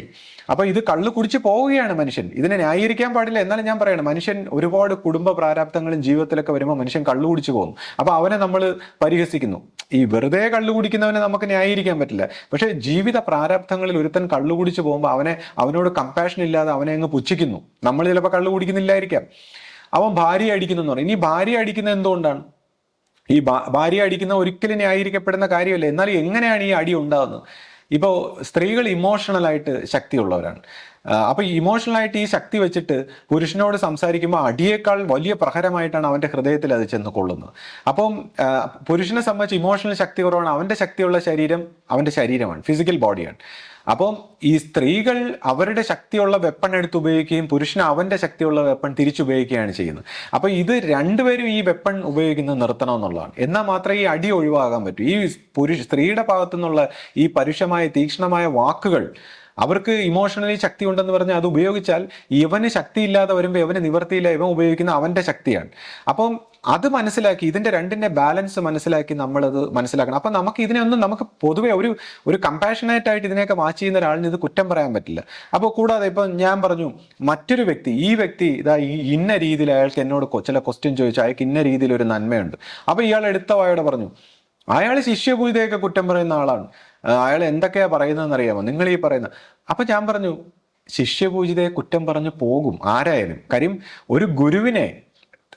ഗുരുമാർഗം എന്താണെന്ന് മനസ്സിലാക്കാത്ത ഒരു സാധാരണക്കാരനെ സംബന്ധിച്ച് ഗുരു അവന്റെ എനിമിയായിട്ട് അവന് തോന്നും. കാര്യം അവന്റെ സ്വന്തം സെൽഫാണ് എനിമി എന്ന് കാണാത്തവൻ, അവന്റെ ഈഗോയിസ്റ്റിക് മൈൻഡാണ് അവന്റെ എനിമി എന്ന് കാണാത്തവൻ, ആ ഈഗോ അവന് ഗുരുവാണ് എനിമി എന്ന് കാണിച്ചോളും. കാര്യം എന്നാലേ ഈ ഈഗോയ്ക്ക് സർവൈവ് ചെയ്യാൻ പറ്റും. അപ്പൊ നാച്ചുറലായിട്ട് ഒരുപാട് പലതരത്തിലുള്ള പ്രശ്നങ്ങളിലൂടെ കടന്നു പോകുമ്പോൾ മനുഷ്യർ ഗുരുവിനെ എനിമിയായിട്ട് കാണാറുണ്ട്. അത് ഒരു സ്വാഭാവികമായ കാര്യമാണ്. അപ്പൊ അതിനെ മറ്റുള്ളവർ വിശദീകരിച്ച് കൊടുക്കേണ്ടതുണ്ട്. അപ്പൊ അത് കേട്ടെന്നും പറഞ്ഞ് ഞാനിപ്പോ ആ വ്യക്തിയെ വെറുക്കുമെന്നാണ് പുള്ളി കരുതിയത്. കാര്യം ഈ ശിഷ്യപൂജിത എന്ന് പറയുമ്പോൾ തന്നെ ഞാൻ അദ്ദേഹത്തെ വെറുത്തെടുത്തെറിയുമെന്നാണ് പുള്ളി വിചാരിച്ചത്. അപ്പോൾ പുള്ളിക്കാരന്റെ ഈ ശരിയും തെറ്റും വെച്ചിട്ട് വിലയിരുത്തുകയാണ്. അപ്പോൾ അദ്ദേഹം ഇപ്പൊ ഇത് കേൾക്കുകയാണെങ്കിൽ ഇത് വിഷമിക്കാനുള്ള ഒരു കാര്യമല്ല, ഇത് നിഷ്പക്ഷമായിട്ട് നമ്മുടെ മനസ്സ് എങ്ങനെയൊക്കെ നമ്മളെ ചതിക്കുന്നു നമ്മൾ ഒബ്സർവ് ചെയ്യേണ്ട ഒരു കാര്യമാണ്. അപ്പൊ ഇനി ലാസ്റ്റ് ആയിട്ടുള്ളൊരു കാര്യമാണ്, ഇനിയിപ്പോ ഞാൻ ശിഷ്യപൂജിതയെ കുറിച്ചോ അല്ലെങ്കിൽ ഗുരുമാർഗത്തെ കുറിച്ചൊക്കെ പറയുമ്പോൾ ഇനി ശിഷ്യപൂജിതയാണ് നിങ്ങളുടെ ജീവിതത്തിനെതിരെ എന്നെ പ്രേരിപ്പിച്ചതെന്ന് പറയുമ്പോൾ ഞാൻ ഇനിയിപ്പോ ശിഷ്യപൂജിതയെ വെറുക്കുമെന്നാണോ പുള്ളി വിചാരിച്ചത്. പക്ഷേ ഇവിടെ മനസ്സിലാക്കേണ്ടത്, ഇപ്പൊ എന്നെ സംബന്ധിച്ച് ശിഷ്യപൂജിത എന്താണ്, അല്ലെങ്കിൽ ശിഷ്യപൂജിത ആരാണ്? ഇപ്പൊ ഇദ്ദേഹം പറഞ്ഞു ഇന്ന കാര്യം ശിഷ്യപൂജിത അദ്ദേഹത്തെ ഏൽപ്പിച്ചു. എന്നെ സംബന്ധിച്ച് എൻ്റെ എല്ലാ കുഴപ്പങ്ങളും അല്ലെങ്കിൽ എൻ്റെ എല്ലാ പ്രശ്നത്തിലും എൻ്റെ എതിരിക്കുന്ന എൻ്റെ ശത്രു ശിഷ്യപൂജിതയാണെന്ന് എനിക്ക് തോന്നാറുണ്ട്. കാര്യം എന്നെ സംബന്ധിച്ച് അയാൾ പറയാതെ തന്നെ, അയാളിപ്പോൾ ഒരു കാര്യത്തിലല്ലേ പറഞ്ഞു, എന്നെ സംബന്ധിച്ച് ഞാൻ ശിഷ്യപൂജിതയെ ഞാൻ ഒരു മനസ്സായിട്ടല്ല ഐഡന്റിഫൈ ചെയ്തിരിക്കുന്നത്. ഞാനൊരു ജീവബോധമാണെങ്കിൽ ഈ ജീവന്റെ ജീവനായ പരമാത്മാവായിട്ടാണ് എൻ്റെ ഗുരുവായിട്ടുള്ള ശിഷ്യപൂജിതയെ ഞാൻ കാണുന്നത്. അപ്പോൾ തീർച്ചയായിട്ടും ഈ പരമാത്മാവിന്റെ പ്രത്യക്ഷ രൂപമായി ഫിസിക്കൽ ബോഡിയായിട്ട് ശിഷ്യപൂജിത അവിടെ ഉണ്ട്. പക്ഷെ എന്നാലും അപ്പൊ ഈ പരമാത്മാവിന് രൂപമില്ലാത്ത ഈ പരമാത്മാവ് എന്നെ സംബന്ധിച്ച് ഞാൻ ഗുരു രൂപത്തിൽ സ്വീകരിച്ചതുകൊണ്ട് എനിക്ക് എപ്പോഴും എൻ്റെ പരമാത്മാവ് ശിഷ്യപൂജിതയുടെ രൂപത്തിൽ എൻ്റെ ഉള്ളിൽ എപ്പോഴും എന്നെ സാക്ഷിയായിട്ട് നിൽക്കുകയാണ്. അപ്പൊ ഞാൻ ഏത് പ്രവൃത്തി ചെയ്താലും അതിൽ നെഗറ്റീവായിട്ട് വരുമ്പോൾ, അല്ലെങ്കിൽ ഞാനൊരു വാക്ക് ഇപ്പൊ പറയുമ്പോൾ, ഇപ്പൊ ഈ വീഡിയോ എടുക്കുമ്പോൾ അതിന് എന്തെങ്കിലും കുഴപ്പമുണ്ടെങ്കിൽ എനിക്ക് അതിന് തിരിച്ചൊരു പണി കിട്ടുമ്പോൾ ഞാൻ പറയും ഗുരുവാണ് ഇത് എന്നെ ചെയ്യിക്കുന്നത്. ആര് ചെയ്താലും ചെയ്തില്ലെങ്കിലും ഗുരുവാണ് ഇത് ചെയ്യുന്നത്. അപ്പൊ എനിക്കറിയാം ശിഷ്യപൂജിത. അപ്പോൾ ഞാനിത് നിരന്തരം കണ്ടുകൊണ്ടിരിക്കുകയാണ്. കൂടാതെ ഇപ്പൊ എൻ്റെ ലൈഫിൽ ഒരു സമയത്ത് ഒരുപാട് സാഹചര്യങ്ങളിൽ നമ്മൾ ഗുരുവിനെ വെറുക്കേണ്ട ഒരു സാഹചര്യം, അല്ലെങ്കിൽ ഗുരുവുമായിട്ട് എനിമി എന്ന് തോന്നുന്ന ഒരു സാഹചര്യം നമ്മുടെ ജീവിതത്തിൽ പല ഘട്ടങ്ങളിൽ വരും. അതിനെ നമ്മൾ അതിവർത്തിക്കേണ്ടത് എങ്ങനെയാണെന്ന് ഞാനിപ്പോൾ പറയാം. അപ്പൊ ഞാനിങ്ങനെ ഒരു സമയത്ത് എനിക്ക് ജീവിതത്തിൽ ഒരു വലിയ വിഷമം ഉണ്ടായപ്പോൾ, വളരെ കുറച്ച് ആൾക്കാർ തമ്മിൽ വന്ന് സംസാരിച്ച് വളരെ മോശകരമായ ഒരു സിറ്റുവേഷൻ വന്നപ്പോൾ ഒരു സമയത്ത് ഞാൻ വിചാരിച്ചു ഇത് ഗുരുവാണ്, ശിഷ്യപൂജിതയാണ് ഇത് ചെയ്തത്. അപ്പോൾ പെട്ടെന്ന് ഞാൻ സ്തംഭിച്ചു പോയി. എൻ്റെ മനസ്സിൽ ഈ ചിന്ത വന്നപ്പോൾ, ഇതിപ്പോ ചിന്ത വന്നാലും മതി, ഈ ചിന്തയിലൂടെ തന്നെ ഗുരുവിന്റെ വർക്ക് നടന്നോളൂ. അപ്പം ഞാനിങ്ങനെ സ്തംഭിച്ചു, ഞാനിങ്ങനെ പാരലൈസ്ഡ് ആയതുപോലെ ആയി, ഞാനിങ്ങനെ വിയർത്തു. കാര്യം ഇനി ഞാൻ ശിഷ്യപൂജിതക്കെതിരെ സംസാരിക്കണോ അല്ലെങ്കിൽ പ്രവർത്തിക്കണോ? ഇത്രയും എൻ്റെ ഗുരുവായിട്ട് സ്വീകരിച്ച അപ്പൊ ഞാൻ വിചാരിച്ചു അതിനേക്കാളും മരണമാണ് നല്ലത്, ഞാൻ മരിക്കട്ടെ, ഇനി ഞാൻ ജീവിക്കേണ്ട കാര്യമില്ല. അപ്പോഴാണ് ഞാൻ ഓർത്തത്, ശിഷ്യപൂജിതയെ വഴക്ക് പറയുമ്പോൾ, ഗുരു വഴക്ക് പറയുമ്പോൾ ശിഷ്യപൂജിത എപ്പോഴും പറയും അത്രേ, എന്നെ അങ്ങ് കൊല്ലെന്ന്. അപ്പൊ അതിന്റെ ഒരു ശാസ്ത്രം ഇപ്പൊ എൻ്റെ ഉള്ളിൽ ഞാൻ മനസ്സിലാക്കി. അതായത് ഞാൻ വിചാരിച്ചു ഞാൻ മരിക്കട്ടെ, ഇനി എനിക്ക് ജീവിക്കേണ്ട കാര്യം, ശിഷ്യപൂജിതയായിട്ട് ഇനിയിപ്പോൾ എതിർത്ത് ശത്രുവായിട്ട് ഇനി എനിക്ക് ജീവിക്കേണ്ട, ഞാൻ മരിക്കട്ടെ. ഞാൻ മെഡിറ്റേഷനിൽ ഓൾമോസ്റ്റ് ലൈക്ക് ഡെത്ത്, മരണം പോലെ അവിടെ ഇരുന്നു. മരിച്ചപ്പോൾ ഇമ്മീഡിയറ്റ്ലി ശിഷ്യപൂജിത എൻ്റെ ഉള്ളിലിരിക്കുന്നു. അതാണ് ഞാൻ പറഞ്ഞത്, ഈ പരമാത്മാവായിട്ടുള്ള ശിഷ്യപൂജിത എൻ്റെ ഉള്ളിലിരിക്കുന്നു. അതായത് എൻ്റെ ജീവനായ എൻ്റെ പരമബോധമാണ് ഗുരു എന്ന് മനസ്സിലാക്കി. അപ്പൊ ഇതിനെയാണ് ജീസസ് ക്രൈസ്റ്റ് ഇങ്ങനെ പറഞ്ഞത്, my father and I are one. അതായത് ഭക്തന് ഗുരുവിൽ വരും പരമയ്ക്കും, അല്ലെങ്കിൽ തൻ്റെ ഗുരുവും താനും ഒന്നാണ്, അല്ലെങ്കിൽ തൻ്റെ ഉള്ളിൽ തൻ്റെ ഗുരുവിനെ കാണുന്നു എന്ന് പറയുന്നത് പോലെ താനിങ്ങനെ ഒരു ഡെത്ത് എന്ന് പറയുന്ന ഒരു സ്റ്റേറ്റിനെ അഭിമുഖീകരിച്ചതോടുകൂടി തൻ്റെ ഉള്ളിൽ ഗുരുവാണ്. പിന്നെയും നമ്മുടെ മനസ്സ് വരുമ്പോൾ നമ്മൾ മനസ്സിൻ്റെ രീതിയിൽ പ്രവർത്തിക്കുന്നു, നമ്മുടെ സംസ്കാരം. പക്ഷേ ഓരോ ഈ സംസ്കാരങ്ങളും മനസ്സും ഈ ജീവിതങ്ങളിലും എല്ലാം അവിടെ ഗുരു ഇങ്ങനെ നോക്കിക്കൊണ്ട് വെടിവെക്കാനായിട്ട് നോക്കിക്കൊണ്ട് നിൽക്കുന്നതുകൊണ്ട് നമുക്ക് ഓരോ നിമിഷം ഓരോ പ്രവൃത്തിയിലും നമുക്കറിയാം നമ്മളെ ഗുരു എങ്ങനെയെല്ലാം ചെയ്യുന്നു. അപ്പോൾ ഇപ്പോഴും ഞാൻ പറയുന്നു, ഓരോരുത്തരുടെ അടുത്ത് വേണമെങ്കിൽ എനിക്ക് ഒരു പാര വെക്കാൻ വേണമെങ്കിൽ ഗുരുവിന് ഇപ്പോഴും കഴിയും. അപ്പോൾ ചോദിക്കും അതെങ്ങനെ നമ്മൾ ഹാൻഡിൽ ചെയ്യും? അപ്പൊ നമ്മൾ മനസ്സിലാക്കേണ്ടത്, നമുക്ക് ഗുരു ഒരു പാര വെച്ചാൽ, ഇതുപോലുള്ള ഒരു ഗുരു ഒരു പ്രവൃത്തി ചെയ്താൽ അതിനൊരു ഉദ്ദേശമുണ്ട്. കാര്യം ഗുരു എന്ന് പറയുന്ന, ഞാൻ നേരത്തെ പറഞ്ഞു, ഈ പരമബോധത്തിലുള്ള പരമാത്മാവിന്റെ തലത്തിലും ജീവാത്മാവിന്റെ തലത്തിലും ഒരേ സമയം വർത്തിക്കുന്നതാണ് ഗുരു. അപ്പൊ ഈ ഒരു ജീവാത്മാവിനെ പരമാത്മാവിൽ ലയിപ്പിക്കേണ്ടത് എങ്ങനെയാണെന്നുള്ള ആ ഒരു ഇന്നർ എഞ്ചിനീയറിംഗ് പഠിച്ച ആളാണ് ഗുരു. അപ്പോൾ ആ ഗുരുവിന് ഓരോ ജീവാത്മാവിനും അവൻ്റെ ശത്രുവായിരിക്കുന്ന അവൻ്റെ മനസ്സിൽ നിന്ന് ഉണർത്തി ആ പരമാത്മാവിൽ എത്തിക്കാനുള്ള വഴി വ്യക്തമായിട്ട് അറിയാമെന്നുള്ളതാണ്. അപ്പോൾ അതുകൊണ്ടാണ് ഈ ഗുരു ഇങ്ങനെയെല്ലാം പ്രവർത്തിക്കുന്നത്. നമ്മുടെ ശത്രുവായ മനസ്സിനെയാണ് നമ്മൾ കെട്ടിപ്പിടിച്ചിരിക്കുന്നത്. ഇപ്പോൾ എൻ്റെ ഈ പറഞ്ഞ സുഹൃത്ത് അദ്ദേഹത്തിൻ്റെ മനസ്സിനെയും അതിൻ്റെ അഹന്തയും കെട്ടിപ്പിടിച്ച് അതിൻ്റെ നന്മ തിന്മകൾക്കുള്ള ഒരു ആട്ടം ആടിക്കൊണ്ടിരിക്കുകയാണ് അദ്ദേഹം ജീവിതത്തിൽ. അതുകൊണ്ട് തന്നെ അദ്ദേഹം വെറുക്കപ്പെട്ടവനായി മാറിക്കൊണ്ടിരിക്കുന്നു. അദ്ദേഹം അറിയുന്നില്ല തൻ്റെ ജീവനും ഈ മനസ്സിൻ്റെ മുകളിലൊരു ജീവനും ആ ജീവന്റെ ജീവനായ ഒരു പരമാത്മാവും ഉണ്ടെന്നുള്ള ആ തലങ്ങളെക്കുറിച്ച് അറിയാതെയാണ് അദ്ദേഹം ഇതുപോലെ എല്ലാം പറയുന്നത്. അപ്പൊ ഞാൻ പറയുന്നു, ഇപ്പൊ ഞാൻ ഇതേപോലെ ഒരാളെ കുറിച്ച് പറയുമ്പോൾ അവൻ ഇങ്ങനെയാണ്, മറ്റവനാണ് മോശമാണ്, വൃത്തികെട്ടവനാണ്. വേറൊരാളെ കുറിച്ച് പറയുമ്പോൾ അവൻ ഇങ്ങനെയാണ്, അവൻ ഇങ്ങനെയല്ലേ, മറ്റവനല്ലേ, ഇങ്ങനെ ചെയ്തവനല്ലേ, ഈ ഇദ്ദേഹം പറയുന്നതാണ്. ഇനി വേറൊരാളെ കുറിച്ച് പറയുമ്പോൾ അവൻ താ മഹാ വൃത്തികെട്ടവൻ. അപ്പൊ ഇങ്ങനെ പറയുമ്പോൾ എൻ്റെ സുഹൃത്തെ, ഇങ്ങനെ നമ്മൾ സംസാരിക്കുമ്പോൾ ഒന്ന് ഒബ്സർവ് ചെയ്യുക, എന്നിട്ട് അവിടെ നിർത്തുക. ദാറ്റ് മൊമെന്റ്, അങ്ങനെ പറയുന്ന ആ മൊമെന്റിൽ നമ്മൾ നിർത്തി നോക്കുമ്പോൾ യു ആർ അവെയർ. നിങ്ങളുടെ ഉള്ളിൽ അപ്പോഴാണ് ഗുരു ഉണ്ടാകുന്നത്. എന്നിട്ട് ഈ ഗുരുവിനോടൊപ്പം വളരുക. അങ്ങനെയാണ് നമ്മൾ ഈ ഒരു മനസ്സിൻ്റെ ഈ കള്ളത്തരത്തിൽ നിന്ന് പൊട്ടി രക്ഷപ്പെടുന്നത്. അപ്പോൾ ഈ രീതിയിൽ ഇപ്പോൾ ഗുരു നമ്മളെ ഈ രീതിയിൽ പല രീതിയിൽ ഇങ്ങനെ ശത്രുക്കളായിട്ട് പെരുമാറുന്നത്, അല്ലെങ്കിൽ ശത്രു സ്വഭാവത്തിൽ പെരുമാറുന്നത് നമ്മളെ ഈ മനസ്സിൻ്റെ ഇതിന്ന് പൊട്ടിച്ച് നമ്മളെ സ്വതന്ത്രമാക്കാൻ വേണ്ടിയാണ്. നമ്മുടെ മനസ്സിൻ്റെ ഇത്. അപ്പം നമ്മൾ എന്തെല്ലാം ചെന്ന് ഗുരുവിനോട് പറയുന്നു, എന്തെല്ലാം പറയുന്നു, ഗുരു അതിനോടൊപ്പം നിൽക്കും. കാര്യം ഗുരുവിന് ഇതിനോടൊപ്പം നിന്ന് ഈ കർമ്മഗതി പൊട്ടിക്കേണ്ട ആവശ്യമുണ്ട്. അപ്പം അവിടെയാണ്, ഈ സാഹചര്യത്തിലാണ് പലരും ഗുരുക്കന്മാരെ തെറ്റിദ്ധരിക്കുന്നത്. ഗുരുവാണ് ഒരു വ്യക്തിയോട് ഏറ്റവും ഈ ലോകത്തിൽ ഏറ്റവും സ്നേഹമുള്ളത് ഗുരുവിനാണെന്നാണ് പറയുന്നത്. ഗുരുവിൻ്റെ സ്നേഹം ഈവൻ യു കനോട്ട് ഇമാജിൻ എന്നാണ്. നമുക്ക് സങ്കല്പിക്കാൻ പോലും പറ്റാത്ത അത്ര സ്നേഹം. ആ സ്നേഹത്തിൻ്റെ ഒരു അംശമെങ്കിലും നമ്മൾ മനസ്സിലാക്കിയാൽ ഗുരു കാരുണ്യം കൊണ്ട് നമുക്ക് കിട്ടിയ നമ്മുടെ ജീവൻ ആനന്ദ നൃത്തമാടും എന്നാണ് പറയുന്നത്. അപ്പോൾ അങ്ങനെയുള്ള സ്നേഹത്തിലേക്ക് നമ്മളെ വളർത്തുന്ന ഗുരുവിൻ്റെ ഈ സ്നേഹവും ഈ പ്രവൃത്തികളെയും തെറ്റിദ്ധരിച്ചിട്ടാണ് ഇപ്പോൾ നമ്മൾ ഇപ്പോൾ പലരും ഒക്കെ ഇങ്ങനെ പറയുന്ന ഓരോ കാര്യങ്ങൾ പറയും നമ്മൾ കേട്ടിട്ടുണ്ടല്ലോ. അപ്പോൾ ഇപ്പോൾ ചില വ്യക്തികൾ അവരുടെ ജീവിതത്തിൽ കുഴപ്പമുണ്ടാക്കിയത് അല്ലെങ്കിൽ ഇങ്ങനെയാണ് അങ്ങനെയാണ്. നമ്മുടെ ജീവിതത്തിൽ ഫസ്റ്റ് ഓഫ് ഓൾ നമ്മൾ മനസ്സിലാക്കേണ്ടത്, നമ്മുടെ ജീവിതത്തിൽ ഉണ്ടാകുന്ന എല്ലാ കുഴപ്പങ്ങൾക്കും ഉത്തരവാദി നമ്മൾ മാത്രമാണ്.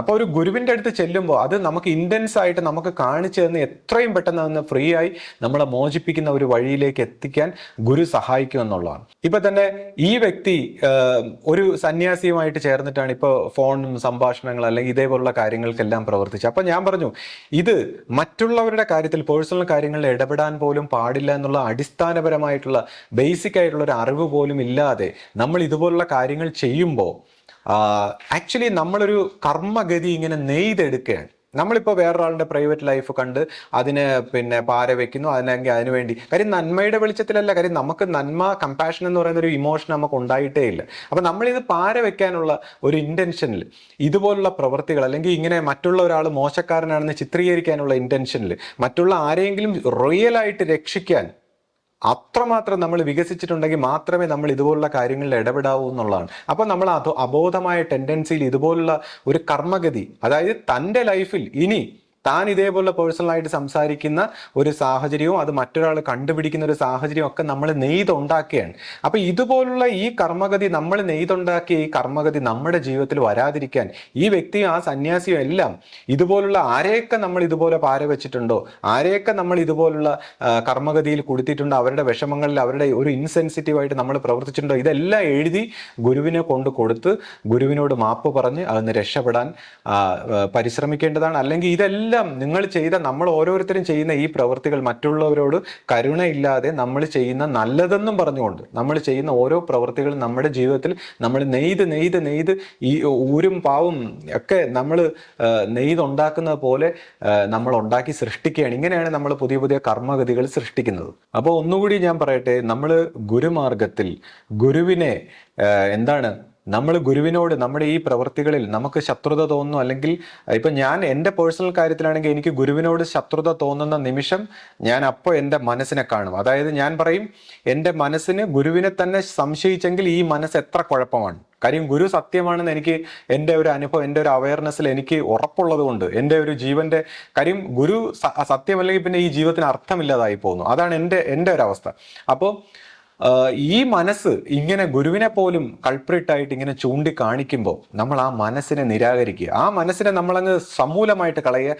ദ നെക്സ്റ്റ് മൊമെന്റ് നമ്മൾ അടുത്ത അവസ്ഥയിലേക്ക് കടക്കുകയാണ്, അവയർനെസ്സിൻ്റെ. അപ്പോൾ ഇങ്ങനെയാണ് ഓരോ ആത്മീയതയിലെ ഓരോ അവസ്ഥകൾ നമ്മൾ കടക്കുന്നത്. അപ്പോൾ വളരെ കെയർഫുൾ ആയിരിക്കണം. ഗുരു ശത്രുഭാവത്തിൽ ഏറ്റവും നമ്മളെ ഉപദ്രവിക്കുന്നതായിട്ട് നമുക്ക് തോന്നുമ്പോൾ, അല്ലെങ്കിൽ ഗുരു ഈസ് എ കില്ലർ എന്നാണ് പറയുന്നത്. നമ്മുടെ ആ ഫോൾസ് സെൽഫിനെ കിൽ ചെയ്ത് നമ്മുടെ മൂന്നാമത്തെ ദിവസം നമ്മളെ ഉയർത്തെഴുന്നേൽപ്പിച്ച് നമ്മളെ ഡിവൈൻ ഫോമിലേക്ക് എത്തിക്കുന്ന ഒരു മഹാസത്യമാണ്. ഈ ഹഫീസൊക്കെ പറയുന്ന പോലെ ഗുരുവിൻ്റെ പാദത്തിലെ ഒരു മണൽത്തരിയെങ്കിലും ആകാൻ കഴിഞ്ഞാൽ എന്ന് പറയുന്ന പോലെ, കബീർദാസിന്റെ ഭാവത്തിൽ പറയുന്ന പോലെ, ഇതിപ്പോ വീഡിയോയുടെ ലെങ്ത് കൂടിയോണ്ട് ഞാനത് കബീർദാസിന്റെ കാര്യം എനിക്ക് വളരെ ഇഷ്ടപ്പെട്ട ഒരു കഥയാണ്, ചരിത്രമാണ്. അത് നമുക്ക് മറ്റൊരു വീഡിയോയിൽ സംസാരിക്കാം. പിന്നെ ഗുരുമഹിമയെക്കുറിച്ചുള്ള ഒരുപാട് കാര്യങ്ങൾ നമുക്ക് സംസാരിക്കാം. കൂടാതെ ഇപ്പോൾ ഈ വീഡിയോ ഒക്കെ ലെങ്ത് ആയി പോകുമ്പോൾ നമ്മൾ ഒരു കാര്യം ശ്രദ്ധിക്കണം. നമ്മുടെ ഇവിടെ ഇപ്പോൾ ഒരു ഗിയർ വീൽ, മുകളിൽ ഒരു ഗിയർ വീൽ, അതായത് ടോപ്പ് ലെഫ്റ്റ് സൈഡിൽ അല്ലേ ആശ, അല്ല ടോപ്പ് റൈറ്റ് കോർണറിൽ ഒരു ഗിയർ വീൽ ഉണ്ട്. അതിൽ ക്ലിക്ക് ചെയ്ത് കഴിഞ്ഞാൽ നമ്മൾ ഈ സ്പീഡ് കാണാൻ പറ്റും. ഈ സ്പീഡ് നമുക്ക് കൂട്ടി വെച്ച് കഴിഞ്ഞാൽ നമുക്ക് ഈ വീഡിയോ ഒക്കെ വളരെ സ്പീഡായിട്ട് കണ്ട് സമയം ലാഭിക്കാൻ പറ്റുന്നതാണ്. ലെങ്ത് കൂടിയതിൽ എല്ലാവരും ക്ഷമിക്കണം. കാര്യം ഇതുപോലുള്ള കാര്യങ്ങൾ ഒത്തിരി വിശദീകരിക്കാതെ നമുക്ക് പറഞ്ഞ് തീർക്കാൻ കഴിയില്ല. അപ്പോൾ ഈ സംസാരിക്കുന്ന വ്യക്തി ഇപ്പോൾ എൻ്റെ അടുത്ത് ചിലർ ചോദിച്ചു, നിങ്ങൾക്കും ജീവിതമില്ലേ, നിങ്ങളുടെ ജീവിതത്തിലും കുട്ടികളൊക്കെ വളർന്നു വരികയില്ലേ, പ്രശ്നമില്ലേ, അങ്ങനെയല്ലേ ഇങ്ങനെയല്ലേ. ഞാനിപ്പോൾ ഇവിടെ സംസാരിക്കുമ്പോൾ ദയവായിട്ട് ഒന്ന് വിചാരിക്കണം, ഞാൻ ഇങ്ങനെ ഒരു മെഡിറ്റേറ്റീവ് ഒരു സ്റ്റേറ്റിൽ ഒരു ക്ലാരിറ്റി ഉള്ള കുറച്ച് കാര്യങ്ങൾ പറയുന്നു. ഈ പറയുന്ന ക്രിയയ്ക്ക് മാത്രമാണ് പ്രാധാന്യം, ഇതിൻ്റെ കർത്താവിന് പ്രാധാന്യം ഇല്ല എന്നുള്ളതാണ്. അപ്പം ക്രിയയ്ക്ക് പ്രാധാന്യം. ഇവിടെയുള്ള നമ്മുടെ ജീവിതങ്ങളുണ്ട്, നമ്മുടെ പ്രശ്നങ്ങളുണ്ട്, ആരും പൂർണ്ണരല്ല, എല്ലാവർക്കും ഒരുപാട് പ്രശ്നങ്ങളും പ്രോബ്ലംസും എല്ലാം ഉണ്ട്.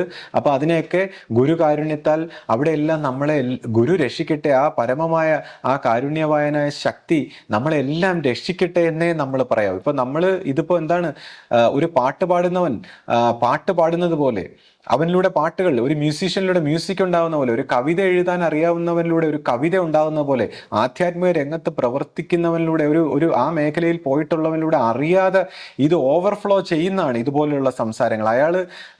അയാൾ പൂർണ്ണനെന്നോ അല്ലെങ്കിൽ അയാൾ മറ്റുള്ളവരെ കുറ്റം പറയുന്നെന്നോ ഒന്നും അർത്ഥമില്ല. ഇതൊരു ഗാനം പോലെയാണ്, ഇതൊരു പാട്ട് പോലെയാണ്. ഇതിനെ ഒരു പാട്ട് പോലെ കേൾക്കുക. ഇതിനകത്ത് എന്തെങ്കിലും ഉണ്ടെങ്കിൽ ആരും ഇതിനെ അംഗീകരിക്കണമെന്നോ ഇതിനെ നിരാകരിക്കണമെന്നോ അങ്ങനെയൊന്നും അല്ല. ഇത് കേട്ടിട്ട് ഇതിനകത്ത് എന്തെങ്കിലും നന്മയുണ്ടെങ്കിൽ അതിനെക്കുറിച്ച് നമുക്ക് ചിന്തിക്കാനും വളരാനും സാധിക്കട്ടെ.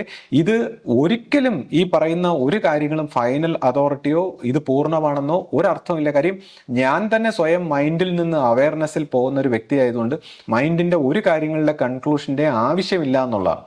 അപ്പം അതുകൊണ്ട് ഇത്തരം സംസാരങ്ങളുടെ ഒരു മെക്കാനിസം അല്ലെങ്കിൽ ഒരു ഉദ്ദേശം മനസ്സിലാക്കിയിട്ട് വേണം നമ്മൾ ഇതുപോലുള്ള ജഡ്ജ്മെന്റ്, അല്ല നമ്മുടെ കുടുംബത്തിൽ ഇനി എന്ത് ദോഷം നിങ്ങൾ അല്ലെങ്കിൽ ആ രീതിയിലൊന്നും ചിന്തിക്കാതെ, അല്ല ആർക്കും ഒരു തിന്മയും വരാതിരിക്കട്ടെ, എല്ലാവർക്കും എല്ലാ സർവ്വ മംഗളങ്ങളും ഉണ്ടാകട്ടെ, നമുക്ക് ഒത്തൊരുമിച്ച് പ്രാർത്ഥിക്കാം. സദ്ഗുരുവേ ശരണം.